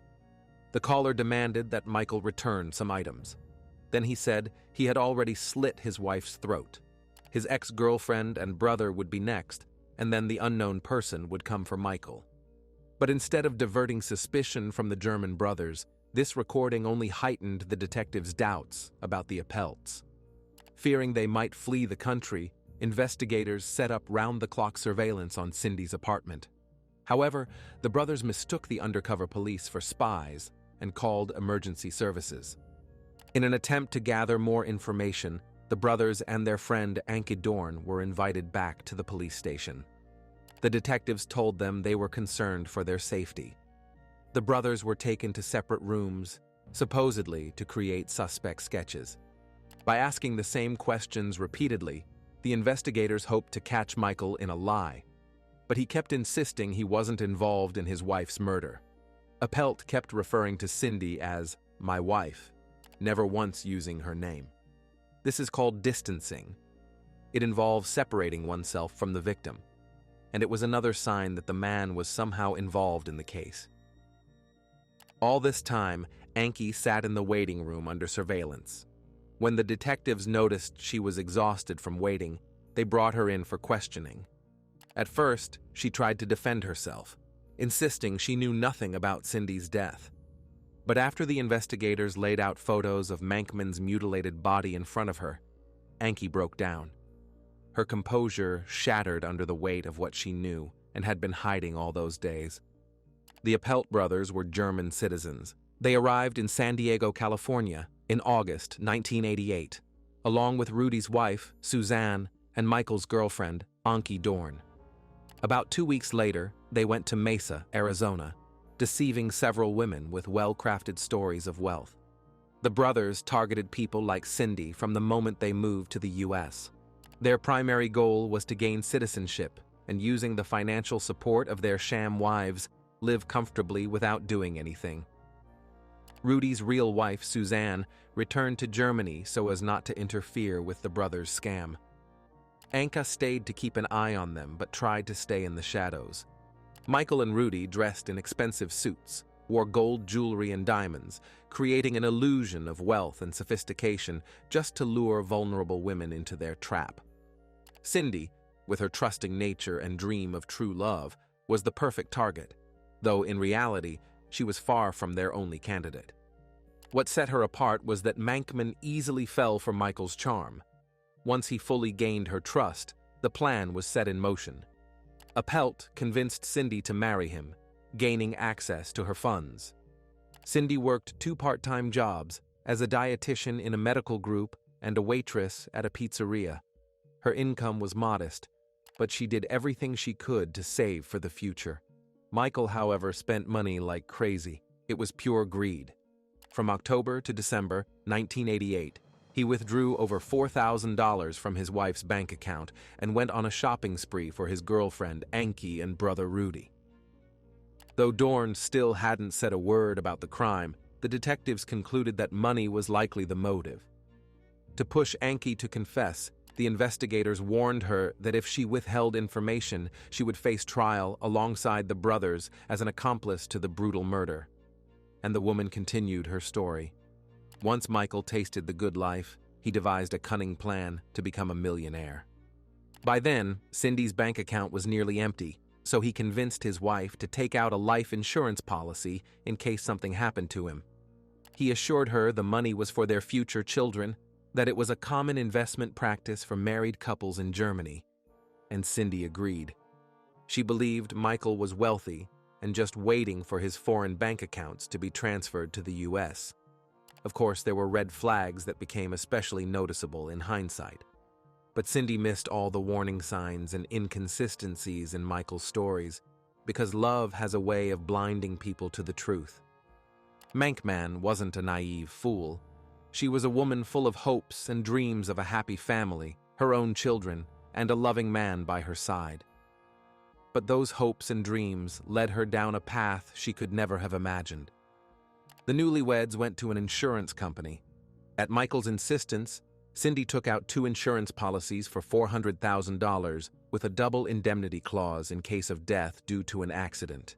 Each spouse was to be the sole beneficiary of the other. Mankman believed her husband's fabricated story about wealth, while he knew that if she died, he would receive $800,000. While Cindy worked to earn money for the first premium, Michael, Rudy, and Anki went shopping, eyeing expensive purchases: watches, jewelry, new cars, and even yachts. They enjoyed feeling rich. All that remained was to complete the plan. The brothers planned to sacrifice a human life for material gain. Finally, on December 22, 1988, just a day before Cindy's disappearance, the insurance policy took effect. As soon as the life insurance documents arrived by mail, the Appelt brothers began executing their sinister plan. The plan was this: Michael rented a car and convinced Cindy to go with Rudy and Anki to a restaurant.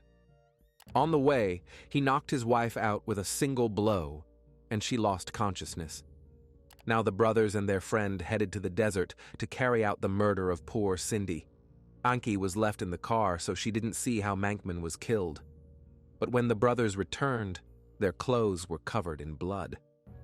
After that, the trio calmly drove to the motel. The brothers cleaned up, put on fresh clothes, and disposed of all the evidence.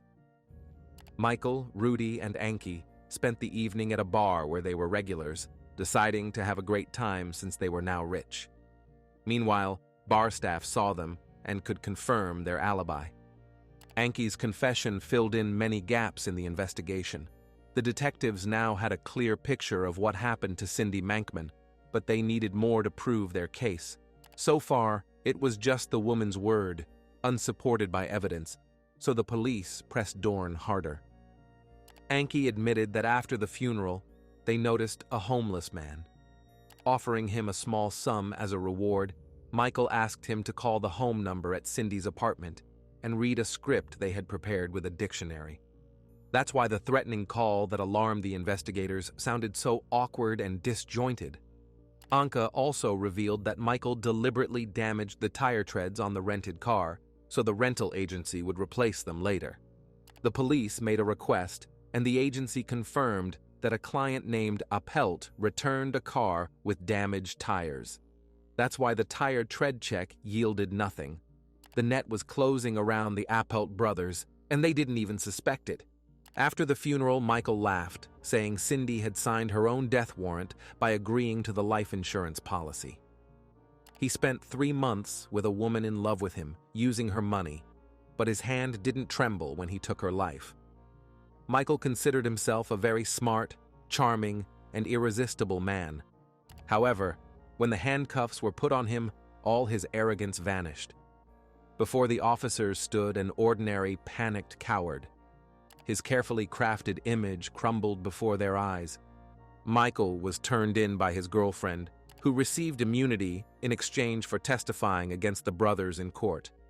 The police, now with a warrant, thoroughly searched Cindy's apartment. They seized several items, including men's shoes, a crossbow, and business cards that led officers to various jewelry stores and car dealerships. Those were the places where the trio planned to spend the money from the insurance policy. Detectives also seized 2 rolls of film with photos showing Michael wearing tennis sneakers from a well-known brand. Appelt deliberately dressed as if athletic shoes were beneath his status, as if he only wore luxury brands. After committing the crime, He simply got rid of the tennis shoes, whose tread perfectly matched the shoe prints at the crime scene. Meanwhile, while in jail, Michael wrote a note to his brother Rudy in German, hinting that he had arranged with a cellmate who was soon to be released to kill the main witness, ensuring no one could prove their guilt. This note became another piece of evidence for the prosecution. In 1990, Rudy and Michael Appelt were convicted of first-degree murder and sentenced to death. The judge emphasized the cold, calculated nature of the murder of a woman who trusted them completely. Anke Dorn was never charged because she cooperated with the police and testified against the brothers in court. 19 years later, in 2009, Rudy Appelt's death sentence was commuted to life imprisonment with the possibility of parole after 25 years. He was deemed mentally incompetent to be held accountable for his actions. Under federal law, people with mental disorders could not be sentenced to death, as they often didn't understand the gravity of their actions. However, Rudy would never walk free because in April 2022, at the age of 62, he died in his prison cell. As for Michael, he remains on death row to this day. In 2019, the Supreme Court upheld his sentence.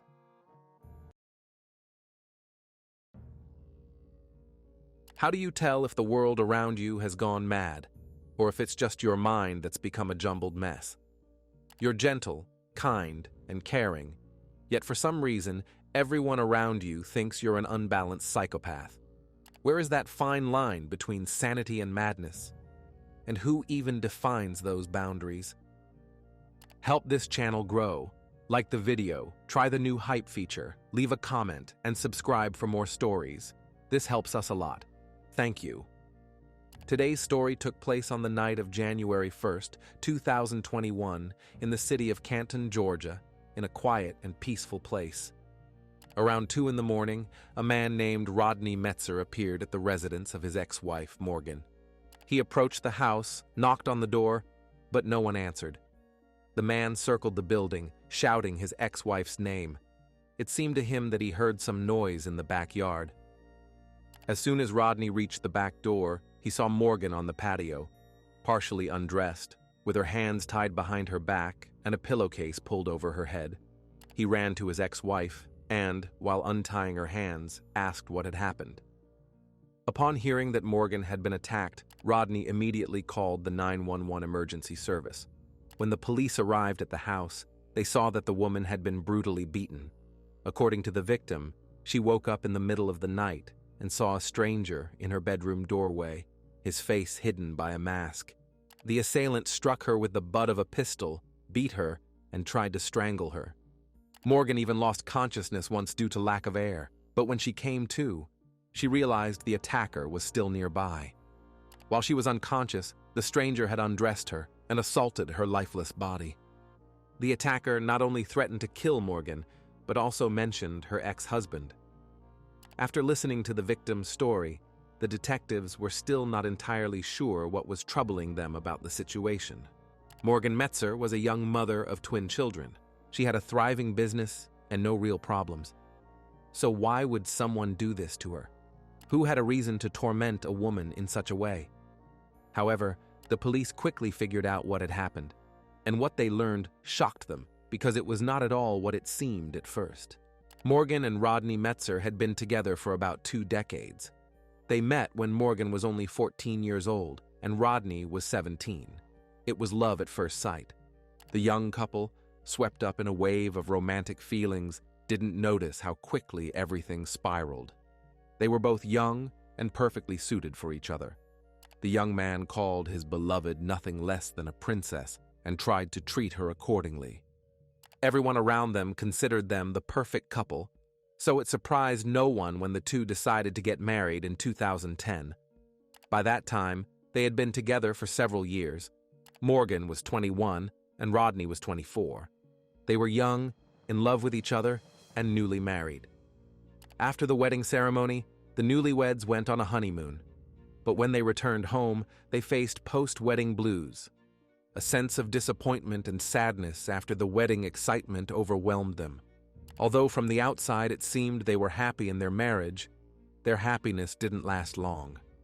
At first glance, there were no problems in the Metzer couple's relationship, but life hit them from another angle. Less than a year after their wedding, Rodney's younger brother, who was only 19 years old, died of leukemia. After this event, Rodney changed dramatically. He never recovered from the tragic loss of his younger brother and became a completely different person. It seemed that life had unleashed all its hardships on the young couple. The following year, on March 15, 2011, the Metzers welcomed their first child, a son named Kevin, in honor of Rodney's late brother. Unfortunately, baby Kevin had a congenital heart defect. He lived for just over 2 weeks. Morgan said that during this time she felt as if she were in a fog. It was even hard for her to recall that period of her life because so many tragic events had piled up in such a short time, and it didn't end there. 3 months after the death of baby Kevin, the couple learned of a new pregnancy. They were given a second chance to become parents, this time with twins, which they were overjoyed about. The twins were born in 2012. The birth of the children after so many trials should have been the best time for Morgan and Rodney, but in reality, things were different. The tension between husband and wife was growing. Raising 2 babies at once was undeniably difficult. The parents were exhausted both emotionally and physically, and although to outsiders they still appeared to be the perfect couple, psychological abuse within the family had already begun to take root. Looking back, Morgan admitted that Rodney had always been a manipulator and a gaslighter. The term gaslighting refers to a form of psychological abuse and manipulation in which one person systematically makes another doubt the validity of their perceptions, memories, feelings, and even sanity. Back then, she realized this for the first time. Since the couple had met at a fairly young age for a while, the girl considered her partner's strange behaviors to be trivial. She didn't want to take off her rose-colored glasses, and she had no experience with other men. But now, with the arrival of the children, Morgan clearly realized the tragedy of her choice. Rodney blamed Morgan for everything. For example, he scolded her for forgetting to pick up the kids from daycare, even though he had planned to do it the day before. No matter what happened, Morgan received a dose of accusations from her husband, making her believe she was a bad wife and mother. And this became the beginning of the end of their marriage. When the twins were 2 years old, Rodney lost his job. Although he worked in various places, his main activity was trading, through which he actually lost a lot of money.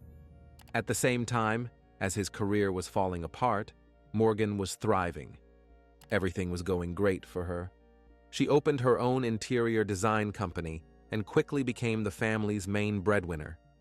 Business was going so well that Morgan even hired several employees, including her best friend Nicole, and won a city contest for the best interior design in 2020. The more Morgan's company flourished, the worse Rodney's behavior became, and the darkest sides of his character surfaced. Physical and psychological abuse in the family became much more apparent. Although Rodney had always tried to appear kind and attentive, at least in public, defending women's rights and despising anyone who showed aggression toward women. Now, however, he was becoming the aggressor himself. One weekend, the Metzers were vacationing at a lake with friends when they started arguing. To avoid ruining the trip for the other couples, Morgan and Rodney returned to their cabin, where the argument continued. That night, the man hit his wife for the first time. This came as a complete shock to Morgan because it contradicted all the principles Rodney had previously stood for. He even refused to watch movies if he knew the main character would be physically harmed. After that altercation in the cabin, Morgan realized her husband had crossed a line from which there was no return. If before it had been limited to shouting and accusations, now fists were involved. The woman decided it was time to escape the situation. She called her father and asked him to come and take her and the children. Strangely, when family, friends, and loved ones learned what had happened, Rodney denied everything. Somehow he managed to convince relatives and friends that he wasn't to blame and that Morgan had injured herself. According to him, during their argument, his wife was so upset that she fell into a hysteria, started screaming hysterically, and hit herself in the face. The only way he could have hurt her was by restraining her so tightly that it might have left bruises. Although Morgan was a fragile woman, in her hysteria, it was as if a demon had possessed her, and she behaved like a madwoman.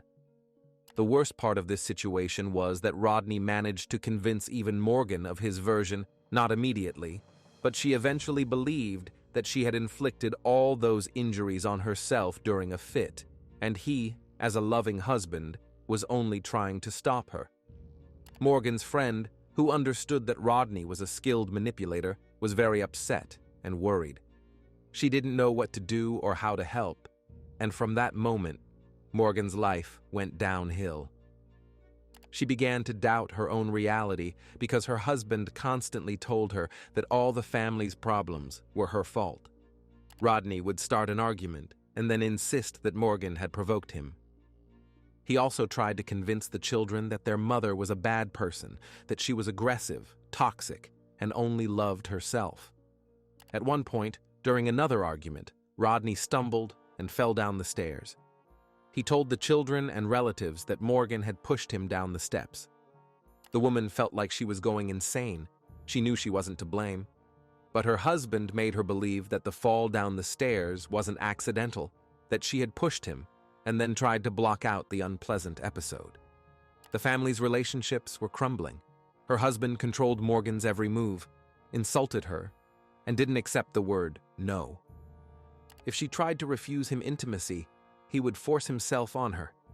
It's unknown how it all would have ended, but in 2020, Morgan finally realized she needed to save herself and her children. She gathered her strength and filed for divorce, which was finalized in December. After separating from her husband, the woman finally found peace and could move forward. But that didn't mean Rodney completely disappeared from her life.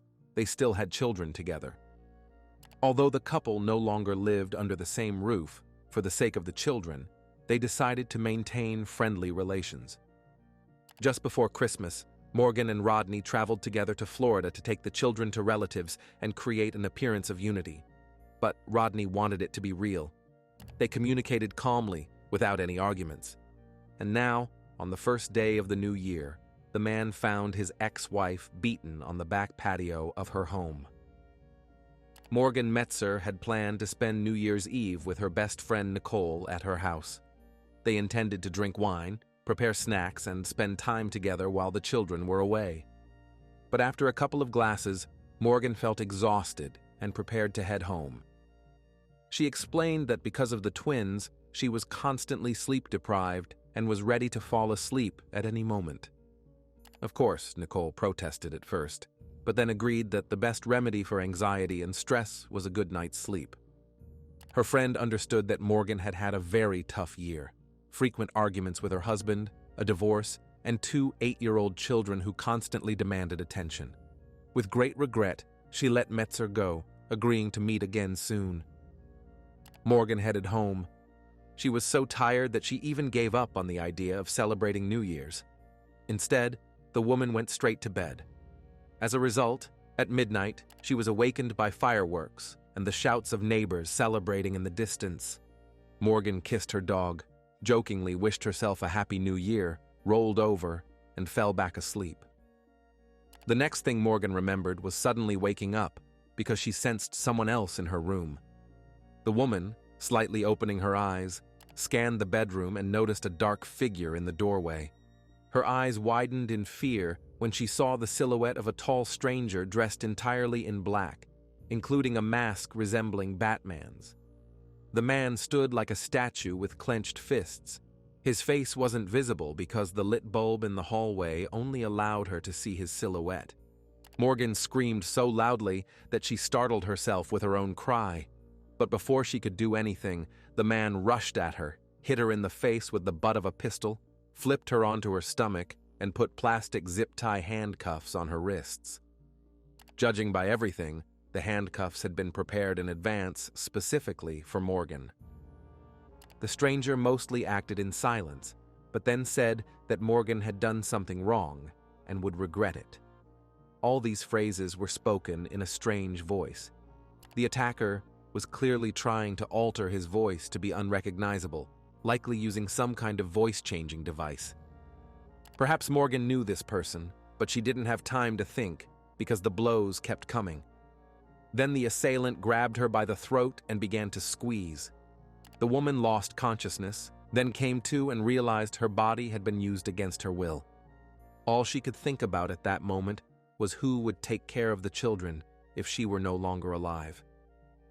Morgan didn't have a will, hadn't discussed this with her parents, and hadn't explained to the twins what death was. She wasn't ready to die at that moment, and perhaps that's what saved her. Morgan tried to detach herself from what was happening, to push aside the feelings of shame and helplessness. She searched for ways to escape and thought about who she might have crossed. Her mind was like a computer with thousands of tabs open, none of which were loading. In reality, Metzer couldn't name anyone who would come to her house and start tormenting her. The whole time, a thought gnawed at her that she knew the attacker. There was something familiar in his movements. Moreover, the assailant knew details of Morgan's life. Despite the fact that Metzer was home alone, the criminal stated that she would miss her husband and children. And suddenly, in that very moment, realization hit. Now Morgan knew who was hiding under the Batman mask. Without a doubt, it was Rodney, her ex-husband. With every new phrase he uttered in his altered voice, her suspicion was confirmed. And this knowledge helped her stay alive. Morgan didn't let on that she had figured out Rodney's criminal plan. She simply began begging him not to harm her husband because she still loved him. It worked instantly. The attacker loosened his grip. His aggression seemed to dissolve into the air. He even tried to be gentler with Morgan. At that moment, the woman realized she would live. Finally, the assailant backed off from his victim and searched the room for valuables. He started rummaging through drawers, opening cabinets, and then demanded Morgan's mobile phone to access the security system and delete the footage from the cameras located on the property. After dealing with the security system and turning the house upside down, the criminal took a pillowcase and put it over the victim's head. Then he lifted her from the bed and led her to the backyard, ordering her to lie still and not move until she heard a car horn. Morgan's hands were tied behind her back, and she was partially undressed. The woman couldn't see what was happening around her, whether the man in the Batman costume had left or was watching her from a distance. So she lay there and waited for the signal. Her eyes were covered by the pillowcase, which prevented her from looking around. Time moved very slowly, and it was unclear whether a minute had passed or several hours. The Metzer house was in a fairly remote location. There was beautiful nature, hills where you could walk with the children, but there were no neighbors nearby. For once, Morgan regretted that her house was isolated from others. More than half an hour passed before she heard some noise. It was footsteps. Someone was approaching the back porch. Morgan tensed, thinking she had been wrong in her guesses and that the criminal had returned to finish her off. But then she heard Rodney's voice, her ex-husband, who was genuinely frightened for the life and health of the mother of his children. After hearing Morgan's brief story, Rodney called 911 and reported that a break-in had occurred and that he had found his ex-wife beaten, with her hands tied and a pillowcase over her head. While the two of them waited for the police, Rodney comforted his ex-wife as she was having a real breakdown. She begged him over and over not to leave her alone, and he was delighted that Morgan still loved him and needed his care. However, the woman had entirely different thoughts in her mind, because now she was more than certain that it was Rodney who had attacked her, dressed in a costume resembling Batman's. Morgan didn't want the police to waste time searching for the criminal. The law enforcement officers dispatched to the Metzer house arrived around 2 in the morning. Rodney's behavior immediately seemed strange to them. The coincidence was too obvious. How was it that the ex-husband showed up at his ex-wife's house right after she was attacked? When questioned by the detectives, the man explained that he had been at his apartment, as they had recently finalized their divorce. Then he heard someone knock on the glass and say Morgan's name. Rodney looked out the window but saw no one. For some reason, this threw him off, and he tried calling his ex-wife, but she didn't answer. This worried him even more, so he decided to go check on her. It wasn't difficult, as Rodney lived 12 minutes away from Morgan's house, and although they were divorced, this woman still mattered to him. The initial examination of the victim's condition clearly showed that this attack was committed by an angry, emotional person who surely had a connection to Morgan Metzer, not some random burglar who broke into her home. The woman was severely beaten. She had been struck in the face multiple times, so much so that one eye was swollen shut. The sexual assault also indicated that the crime was personal. As soon as the victim was alone with the detectives, she told them about her suspicions that her ex-husband, her wonderful rescuer, was actually the one who had committed the attack. Although he used some device to change his voice, she recognized him by his words. The attacker had said that Morgan would miss her husband, and as soon as she played along, the assailant began behaving entirely differently. Also, when the criminal lifted her from the bed to lead her to the porch, it felt familiar to Morgan because when she was pregnant with the twins, Rodney would often help her get out of bed. She simply recognized her husband's touch. After all, they had been together for nearly 2 decades. And when her ex-husband appeared before Morgan as her savior, she was afraid to let him know that she knew who had attacked her, as he surely wouldn't have let her live. A divorce, emotionally, can be compared to the tragic death of a loved one. It's hard for both spouses to go through, regardless of who initiated it. But it's especially difficult for someone who suddenly loses control over a partner they manipulated and insulted for years. This is the most dangerous time for a woman when she ends a relationship with an abuser. In the last weeks of December 2020, Rodney was receiving one piece of bad news after another. First, there was the divorce. Then he was diagnosed with pancreatic cancer. His younger brother had died of leukemia, and his father had also been diagnosed with cancer. This terrible news plunged him into despair. The man called his ex-wife and told her about his diagnosis. He even showed her a doctor's report. Morgan felt great sympathy for Rodney and extended a helping hand. She even let him sleep on the couch in the living room because the person close to her was in a very depressed state and needed emotional support at the time.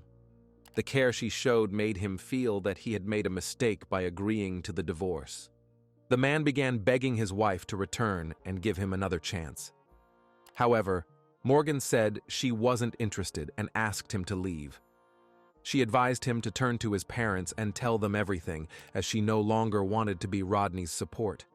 Their relationship was over, and the woman didn't want to give false hopes. After that conversation, Rodney returned to his apartment but didn't calm down. He kept writing to Morgan repeatedly, insisting they should be together, at least for the children, and that she should take him back. The man even agreed to take on the responsibility of providing for the family financially and suggested Morgan quit her job. But that wasn't the life the woman, who had just gained independence, dreamed of. Besides, Metzer loved her job. On New Year's Eve, Rodney went to his ex-wife's house while she was at her friend Nicole's and placed a check for $60,000 under her door. Before that, he photographed the check, sent Morgan the picture, and said she deserved everything he had. By the way, the check wasn't found in the house, as the burglar took it. Before this, Morgan had explained to her ex-husband that she was going to her parents for New Year's and would spend the night there. She threatened to turn off her phone if he didn't stop messaging her. So the check for a large sum was likely just an attempt to lure Morgan back home. Later, the police checked Rodney's accounts, and he simply didn't have that money, so the check was another fake, a manipulation tactic. Morgan's greatest fear was that the detectives wouldn't take her words seriously, wouldn't believe what she said. This woman had spent years in doubt. Rodney had a special gift for persuasion, making her, her friends, and her family believe that Morgan was unstable, aggressive, and emotionally unrestrained. The woman was stunned to hear that the officers agreed with her suspicions. At that moment, she felt as if she had melted because she was finally heard and understood. That hadn't happened in years. No one saw what Morgan had been through all those years. No one listened to her words. the detectives decided to double-check the story Rodney had told them. First, they seized his phone and found a folder with photos of Morgan. In some, she was partially undressed, in others, completely naked. The woman wasn't looking at the camera and seemed unaware she was being photographed. It turned out the pictures were taken during the week Rodney was sleeping on the couch at his ex-wife's house. He had secretly photographed her on his phone while she was showering or changing. Additionally, the man had checked his ex-wife's phone without permission, looked through her correspondence with others, and taken pictures of her screen. When the woman learned about this from the police, she was in complete shock. She was, quite literally, filled with rage toward her ex-husband. Despite Morgan's words and the police's suspicions about Rodney Metzer, they didn't yet have evidence that he was the one who orchestrated the New Year's Eve attack. To prevent the man from disposing of evidence, he was arrested for invasion of privacy for taking photos of Morgan without her consent. Meanwhile, the investigation continued. Detectives obtained a warrant to search the suspect's apartment and car, where they found evidence linking Rodney to the crime. Among them were a pistol found in his car and zip ties in his apartment, similar to those used during the attack. Investigators also obtained surveillance footage from a store showing the man purchasing those zip ties. Metzer bought the future handcuffs on December 30th, 36 hours before the attack, and used his debit card to pay, although he later claimed he hadn't bought anything. Other significant evidence included Rodney Metzer's internet search history. He had been acting suspiciously, searching for information on how long one could starve to death, how to change one's voice, and how long it takes to strangle someone to unconsciousness. Also found in his apartment was a book titled 7 Ways to Become Her Hero, the one your wife has been waiting for. All this pointed to a planned attack. Only one thing was stolen from Morgan's house, her mobile phone through which the surveillance camera footage from the property was deleted. It's unlikely a stranger would know how to access the recordings unless they were familiar with the security system.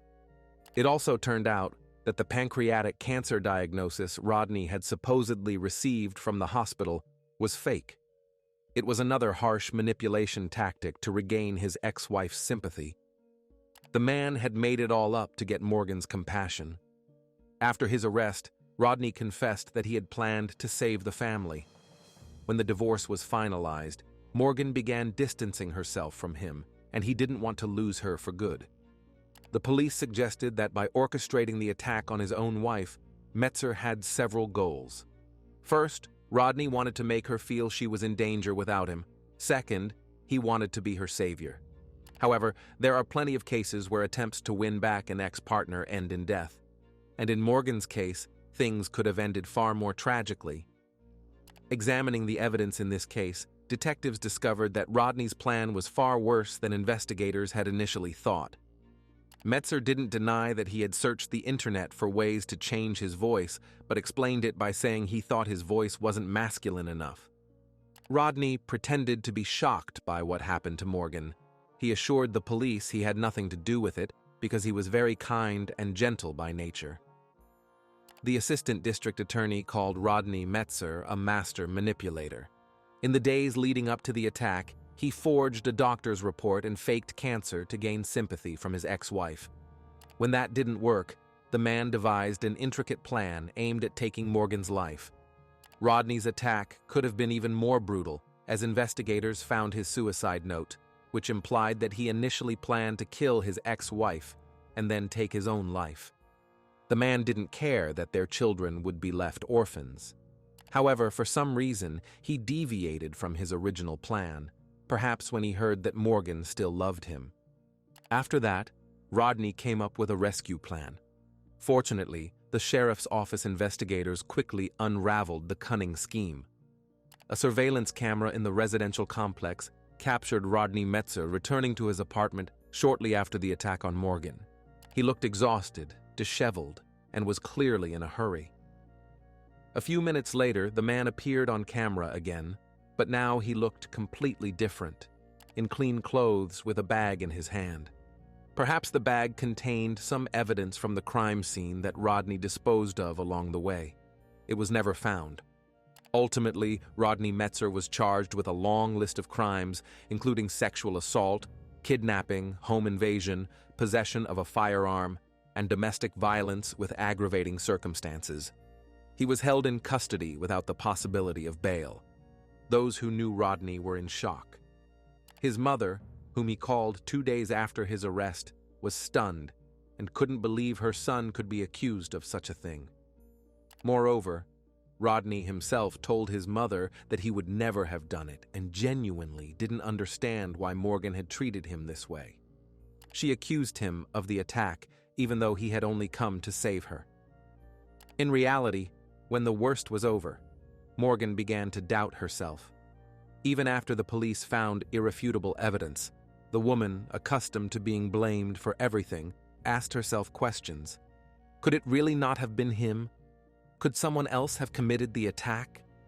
She genuinely wavered and couldn't come to terms with the fact that the man she had lived with for so many years could have tried to take her life.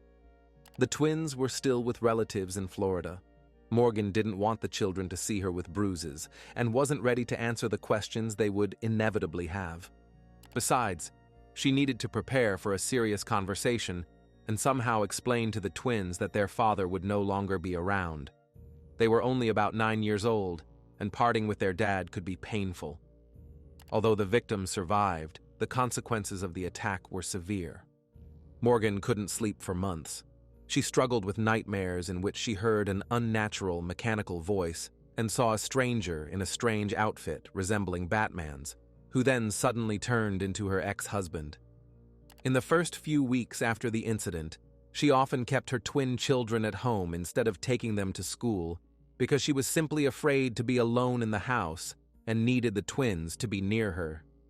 At first, Rodney tried to convince the police of his innocence and manipulate them, just as he had manipulated his wife for years.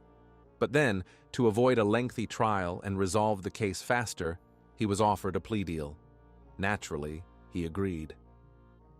8 months after the attack, on August 4, 2021, Rodney Metzer pleaded guilty to 14 charges related to the attack on Morgan Metzer and the photos taken without her consent. During the hearing, the woman was finally able to tell her ex-husband everything that had built up inside her. Her victim impact statement was a way to show the world who her husband really was, to let people open their eyes and see the real Rodney.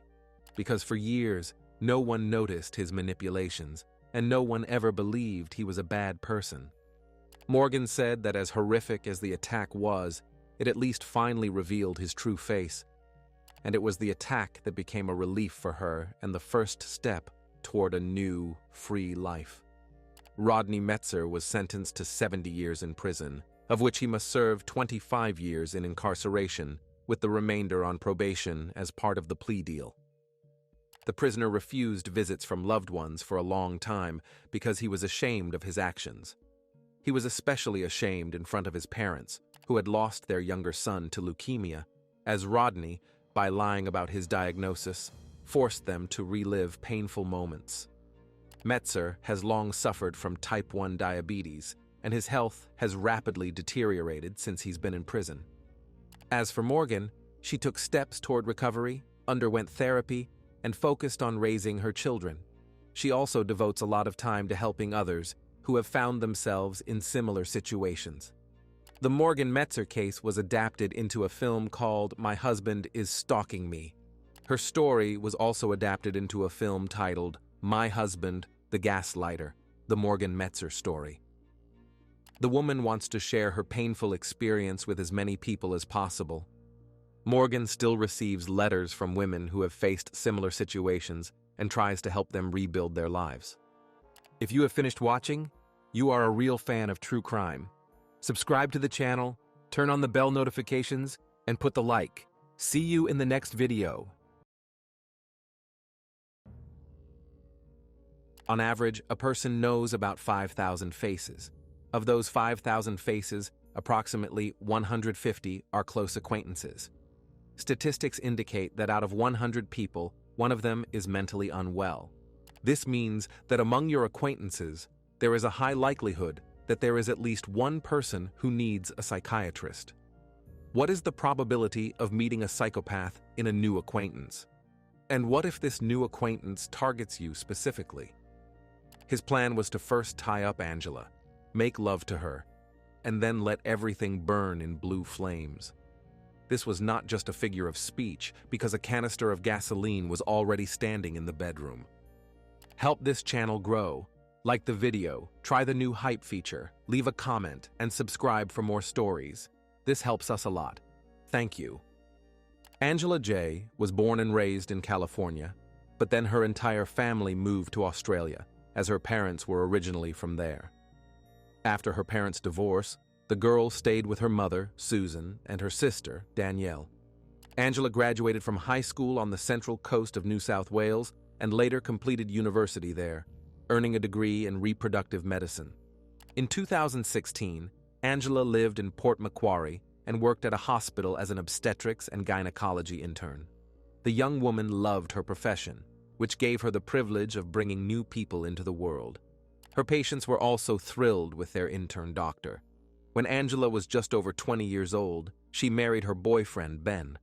Although their relationship was nearly perfect at first, when Ben joined the Navy, their worlds drifted apart. The stressful lives each led with their own challenges separated the young couple. At 27, Angela found herself searching for love again. Due to her demanding work schedule, the young woman had little free time. So, like most people at the time, she turned to a dating app. Several men immediately noticed Angela, but one potential suitor for a closer acquaintance proved to be the most persistent. He liked all of Angela's photos to show how interested he was in her. The young woman was flattered by this gesture, and they began communicating, which almost immediately took on romantic tones. 36-year-old Paul Lambert turned out to be a handsome guy with a charming smile and dimples on his cheeks. They met on the app in August 2016, but a personal meeting and first date were delayed for a long time because Angela lived in Port Macquarie, while Paul lived in Sydney. Finally, they arranged their first date. Paul dropped everything and flew to Port Macquarie, where he had reserved a table at a restaurant in advance. It was a pleasant dinner with live music.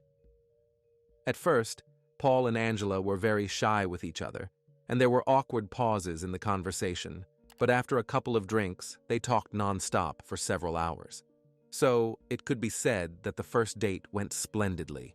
It turned out that the new acquaintances had something in common. Both had previously been married, divorced, and were now looking for love again. This marked the beginning of a long-distance relationship, accompanied by a whirlwind of grand gestures and numerous gifts. Paul often sent Angela flowers and paid for her travel expenses. The thing was, Angela frequently traveled for work. Her new admirer would find out in advance where she was going, then call the hotel and upgrade the room where his chosen one was staying. He paid out of his own pocket for more comfortable rooms, which greatly flattered Angela. For the first time since her divorce, someone cared for her, tried to please her in every way, and with whom the woman finally felt a romantic connection. Angela had butterflies in her stomach when she thought of Paul. Her new acquaintance met all her criteria. Paul Lambert was kind, attractive, had a good job, and many friends, at least on social media. He was attentive and seemed like a good family man. Paul often spent weekends with his nephew, taking him fishing. After some time, Angela was ready to introduce Paul to her sister, Danielle, her mother, Susan, and Susan's new husband, Bill. When Susan first saw Paul, a tall, handsome, very confident, well-dressed man who greeted her with a stunning bouquet of flowers, she melted. The woman was delighted because her daughter was radiant with happiness. Susan gushed to her husband, Bill, about how wonderful Paul was, how in love he was with Angela, and how lucky her daughter was to meet such a man, but Bill, for some reason, didn't share her enthusiasm. Within 5 minutes of meeting Paul, Bill told his wife that something was off about him. Unfortunately, male intuition didn't fail, and just 6 weeks later, Angela felt the same. The relationship soured as Lambert became increasingly domineering and controlling. If Angela stayed at work a couple of minutes late, Paul would immediately start calling and texting. He constantly asked which male colleagues she spoke with, monitored what time she left work and arrived home, and whether she stopped anywhere along the way. He expressed displeasure if Angela didn't answer the phone or respond to his messages immediately. Overall, Paul's actions and behavior were too intense and overwhelming. The butterflies in the woman's stomach turned to anxiety. Lambert persistently pushed for their relationship to move to the next level. This made Angela feel uncomfortable, as if she were backed into a corner. As soon as she announced the breakup and suggested he find happiness with another woman, the tension she had begun to notice intensified even more. She had already told Paul she didn't want to continue communicating, but her words had the opposite effect. The intensity of his attentions only increased. As soon as Angela broke up with Paul, a completely different side of his personality emerged. Lambert began texting Jay multiple times a day, threatening to kill himself, jump under a train, or a moving truck if she didn't return to him. He stalked her with phone calls, claiming he had stolen the keys to her apartment and that one day she would find his lifeless body in her home. Naturally, Angela felt guilty about the breakup. She worried that she had caused Paul to suffer and that she had given him false hope for a future together. If he, God forbid, took his own life, it would be her fault alone. She desperately wanted to escape him, but didn't know how. In reality, nothing depended on Angela. No matter how the woman behaved with this man, it wouldn't have changed anything in the end. It only worsened the situation because Paul was a manipulator. No one even suspected that Paul Lambert wasn't his real name. In reality, his name was Paul Scales. He had been deported from the USA after stalking his ex-girlfriend and had previously been arrested for assaulting his ex-wife. A psychotherapist diagnosed him with bipolar disorder and borderline personality disorder, which made Paul hypersensitive to rejection. Lambert wasn't even supposed to be in that area of New South Wales when he met Angela in 2016 because he had 10 restraining orders against him concerning 5 different women. In Queensland, Lambert was under strict supervision by law enforcement. Everything Paul did with Angela during their relationship was the beginning of his usual pattern of behavior. First, excessive attention, lavish gifts, and heaps of compliments, as if luring the victim into a trap. Then came coercive control. Coercive control is behavior in which one person uses manipulation, intimidation, and various forms of emotional and psychological abuse to gain power and control over another person. So, who was Paul Lambert really?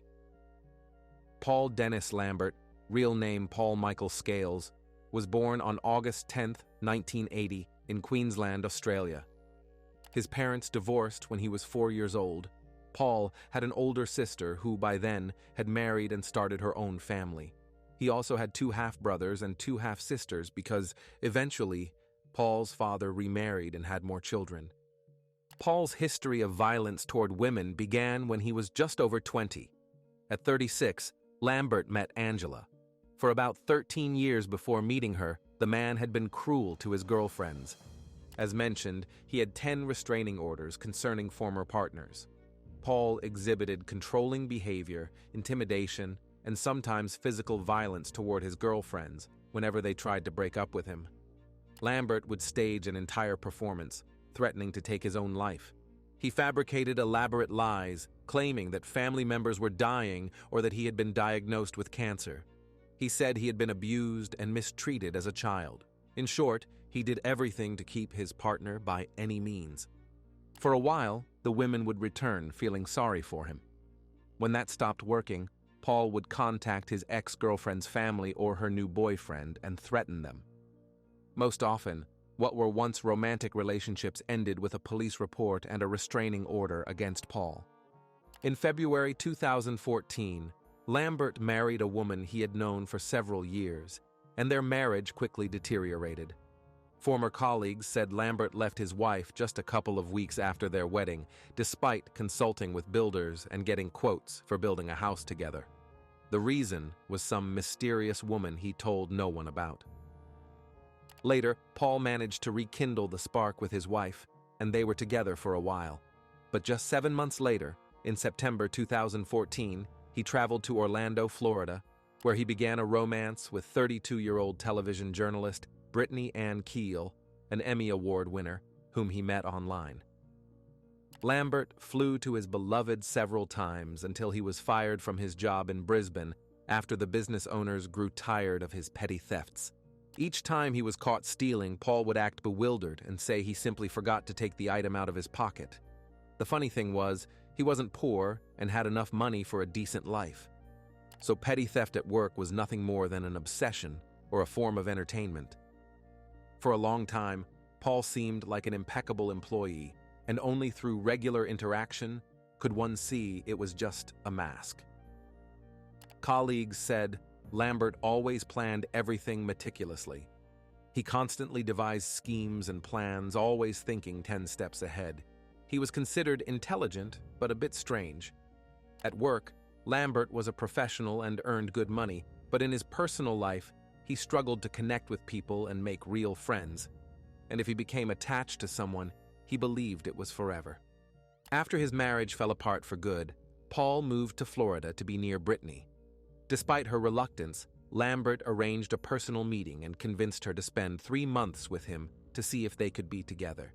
But his behavior was so erratic and unpredictable that Brittany ended the relationship a month after Lambert's arrival and firmly asked him not to contact her again. But it was too late because the well-known television reporter became his new obsession. When the woman announced the breakup, Paul launched a campaign of manipulation, guilt-tripping, harassment, control, and emotional terror to force Keel to continue their relationship. Paul did what he always did: stalked her, threatened to kill himself, intimidated Brittany's family, and called her employer in the television news department to share information Keel had confided in him privately. He told the journalist he had a head injury and an inoperable brain tumor. According to Brittany, this was an emotional trigger for her because her father had nearly died from a brain tumor. She had told Lambert this during their first meeting, and now he was pressing on her most painful spot. Paul also fabricated stories about deceased relatives, claimed he had 9 personalities, and bombarded Keel with hundreds of emails and messages, attacking her with calls. Then Paul changed tactics and blamed his erratic behavior on a non-existent twin brother, Michael. He spun a detailed story about how he and Michael were simultaneously dating Keel, but she never realized it. Paul maliciously threatened Brittany's reputation, threatening to disgrace her and reveal dirty secrets that could harm her professionally.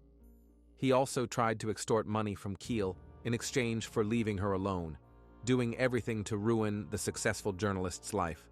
Finally, the woman could no longer endure it and reported his behavior to the police. Keel said that due to Lambert's threats and stalking, she fell ill, couldn't eat or sleep, and was afraid to leave her home. In May 2015, Lambert was arrested and charged with stalking and extortion. In a Florida court, Paul publicly displayed alarming psychopathic behavior for the first time. In June 2015, after spending a month in a migration center, he was deported from the USA, accompanied by 2 federal marshals. It was then that Paul Scales changed his name to Paul Lambert to start anew and distance himself from what happened in Florida. After returning to Australia, he tried to ruin his ex-wife's life, but she also reported his behavior to the police and obtained a protective order. However, Paul repeatedly violated this order. Once, he attacked her in her car, punched her in the face, and tried to strangle her. As a result, Lambert was sentenced to 12 months of probation.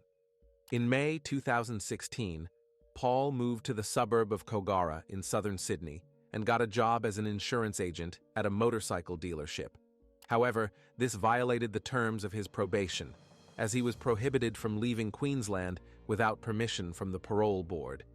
When Paul met Angela J., he initially presented himself as a caring man, but after he began showing his usual pattern of behavior, complaints about non-existent illnesses, incessant calls and messages, Angela felt guilty and decided to smooth things over.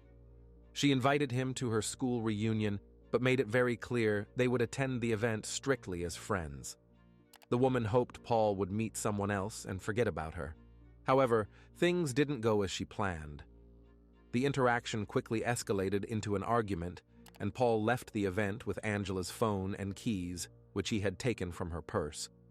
As a result, the woman had to spend the night at her sister Danielle's place. Even after this, Lambert didn't calm down. He began calling and emailing threats to her sister. Then, a message came to Danielle's phone from someone named Dan, who claimed to be Paul's friend. The stranger wrote that he had met Lambert in a depressed state due to his breakup with his beloved, and that he had seen Paul nearly get hit by a truck when he ran into the middle of the road. Luckily, the truck swerved and avoided the distraught man. Messages from Paul's supposed friend alarmed Angela even more. She worried that he might have died because of her. Seeing her sister's state, Danielle convinced Angela to go to the police the next day and tell them everything. At that moment, the women didn't realize that Dan was actually Paul Lambert himself. The next morning, October 30th, 2016, her sister drove Angela to the police station. After checking the database, the officers informed the women that Paul had a history of violence. But in the opinion of the police, he posed a greater threat to himself than to her.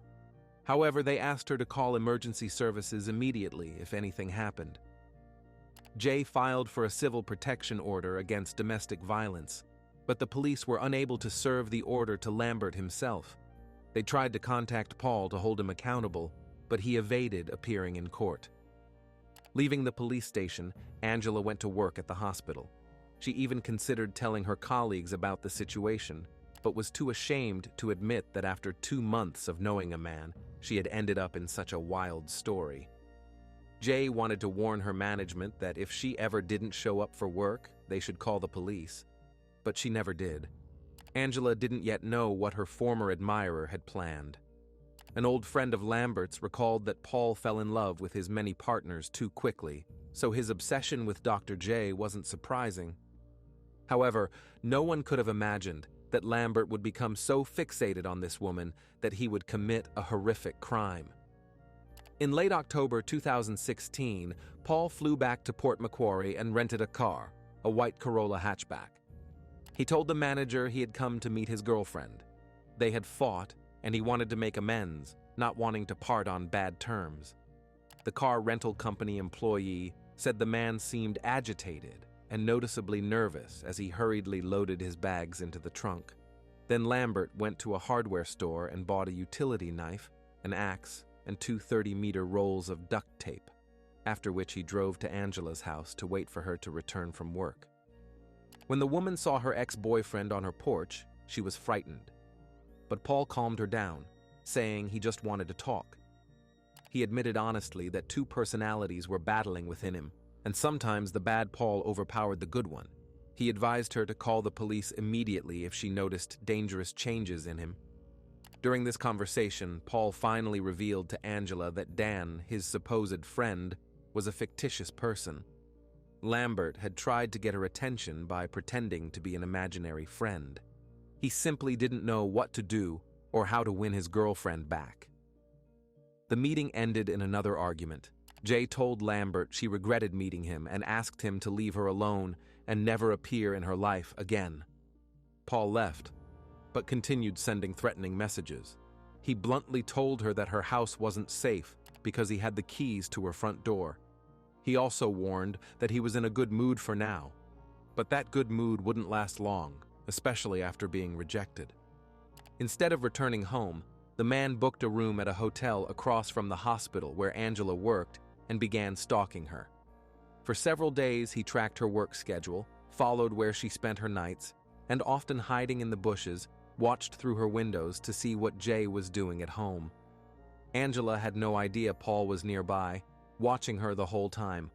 Although the woman hoped her obsessive admirer had long returned to Sydney, she planned to change the door locks and hid knives in her bedside table every night because she didn't feel safe in her own home. On November 1st, 2016, Paul went to a gas station and filled a 5-liter canister with gasoline. On November 2nd, he bought a sledgehammer and a crowbar. The man was clearly planning something. On November 3rd, 2016, Angela stopped by her house after work to feed her cat and eat dinner before going to spend the night at her sister's. She was exhausted and wanted to finish her tasks quickly and leave for Danielle's. After putting her dinner in the microwave to heat up, Angela headed to the bedroom to pack clothes for the next day, and she was attacked in the hallway. Jay screamed in surprise, but the assailant was Paul Lambert. The man covered her mouth with his hand, looked intently into her eyes, and said everything was fine, that he just wanted to talk. He led Angela to the bedroom, ordered her to sit on the bed, and began questioning her about other men. Paul admitted he had removed all the kitchen knives from her bedside table and hidden something else there instead. It was duct tape, cable ties, and underwear. Angela realized she was in danger and needed to escape immediately, but her attempt to flee was quickly stopped. Suddenly, a knife appeared in Paul's hand. At first, due to stress, Angela felt nothing. She only saw blood on her clothes and then felt a dull, aching pain in her body.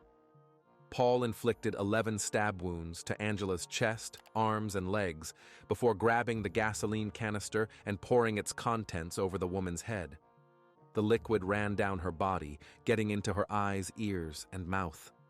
Jay was paralyzed with fear, realizing what would follow. She felt overwhelming terror, knowing they were about to try to burn her alive. But the fuel made the woman's skin slippery, allowing her to break free from Lambert's tight grip. Miraculously, Angela managed to run out of the house. Bleeding heavily and stumbling with every step, she rushed to the nearest neighbor's house for help. Her neighbor Steve had seen an unfamiliar man in Angela's kitchen earlier that day. Now, hearing screams, he grabbed a steel rod and rushed to help. At that moment, Steve saw the wounded Angela. He helped her get to his garage, where Dr. J, staying calm, explained to Steve how to treat her wounds and stop the bleeding, which saved her life until the ambulance arrived. Steve's daughter called the police in the meantime. Then Angela's strength gave out, and she began to lose consciousness. The neighbor panicked, unsure how to explain the nature of her injuries to the paramedics, so he kept asking the injured woman various questions to keep her conscious. When emergency services arrived, Lambert had already fled the scene in the car he had parked behind Angela's house. Paul sped off in the car while dialing numbers on his phone. He managed to make 3 calls. While the woman was receiving first aid on the way to the hospital, her phone rang. Steve, who was riding in the ambulance, answered it. On the other end was Lambert. He quietly asked if she was okay. Then, in a completely unhinged state, Paul called Angela's mother and told her that her daughter had been attacked. His third call was to the police. Lambert spoke with the dispatcher. For some reason, he referred to himself in the third person. Paul told the operator that he first wanted to make love to his girlfriend, then strangle her, pour gasoline on her body, and set her on fire so she wouldn't belong to another man. Clearly, Lambert's entire plan had failed. The police tracked his mobile phone and initiated a high-speed chase north along the Pacific Highway. They had to use special road spikes to stop the criminal's car. This happened about 150 kilometers from Port Macquarie. Paul got out of the car. He was barefoot, wearing shorts and a sweater, and holding a knife. Law enforcement officers tried to subdue him with a taser, but it didn't work. Lambert waved the knife and shouted for them to shoot him. The standoff between the authorities and the criminal lasted several minutes before Paul lunged at one of the officers with the knife. 2 other officers reacted instantly and opened fire with their weapons. Paul was hit by several bullets. First, Lambert's arm seemed to lose its strength. It dropped sharply and hung limp at his side. Then the man dropped the knife to the ground, slowly sank to his knees, and finally fell face first onto the asphalt. As a result of the shooting, 36-year-old Paul Lambert died on the spot. The rented car was searched, and among his belongings, they found a note stating that he wanted to rid the world of a toxic person like himself. Although he tried to do the right thing and be a good person, for some it wasn't enough. Now, let everyone find peace and live happily, because he would eliminate the evil that he was. Apparently, the suicide note was part of his criminal plan. Later, during the search, it was revealed that while waiting for Angela to return from work, Paul had taken a shower in her house and written, "I love Paul on the steamed-up mirror. He deliberately hid the fire extinguisher in the bedroom closet to put out the flames when it was all over. Most astonishingly, all of this could have been avoided.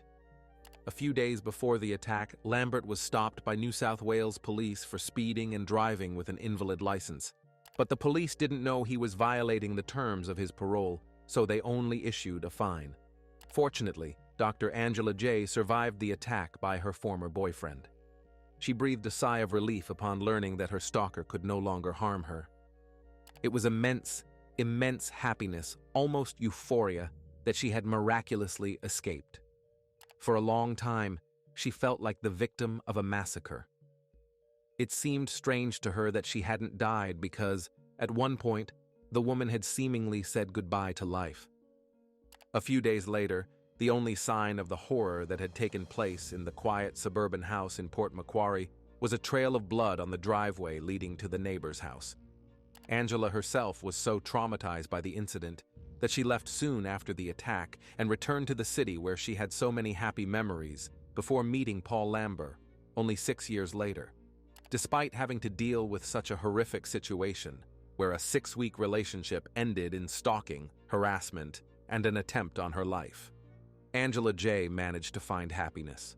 Although recovering from the trauma was not easy, it was both physically and emotionally challenging, even though her friends, family, and even former patients rallied around her. Dr. J said that many women were not as lucky as she was and didn't manage to escape. According to statistics, in Australia, about 1 woman a week dies at the hands of a current or former partner. Angela hopes her story will help people see the true meaning of domestic violence. In 2021, Angela married orthopedic surgeon Ben Hardy, whom she met through work. This man became the support and strength every woman dreams of. It was Ben who helped Angela overcome her challenges. Now she has a healthy relationship and strives to channel her energy into supporting other survivors, either through advocacy or as a doctor. Angela J. is grateful to the police and paramedics for their quick response, which saved her life. Her advice to other victims is to trust their intuition and seek help. Don't be ashamed if someone misinterprets your words. After all, if something serious happens, the awareness of those close to you can save your life. Currently, Dr. J is an ambassador for the White Ribbon organization, which addresses domestic violence, and she says she hopes to give a voice to victims.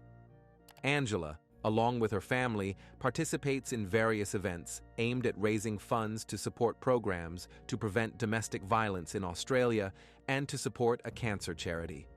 She survived and can now help save many more lives. If you have finished watching, you are a real fan of true crime. Subscribe to the channel, turn on the bell notifications, and put the like. See you in the next video.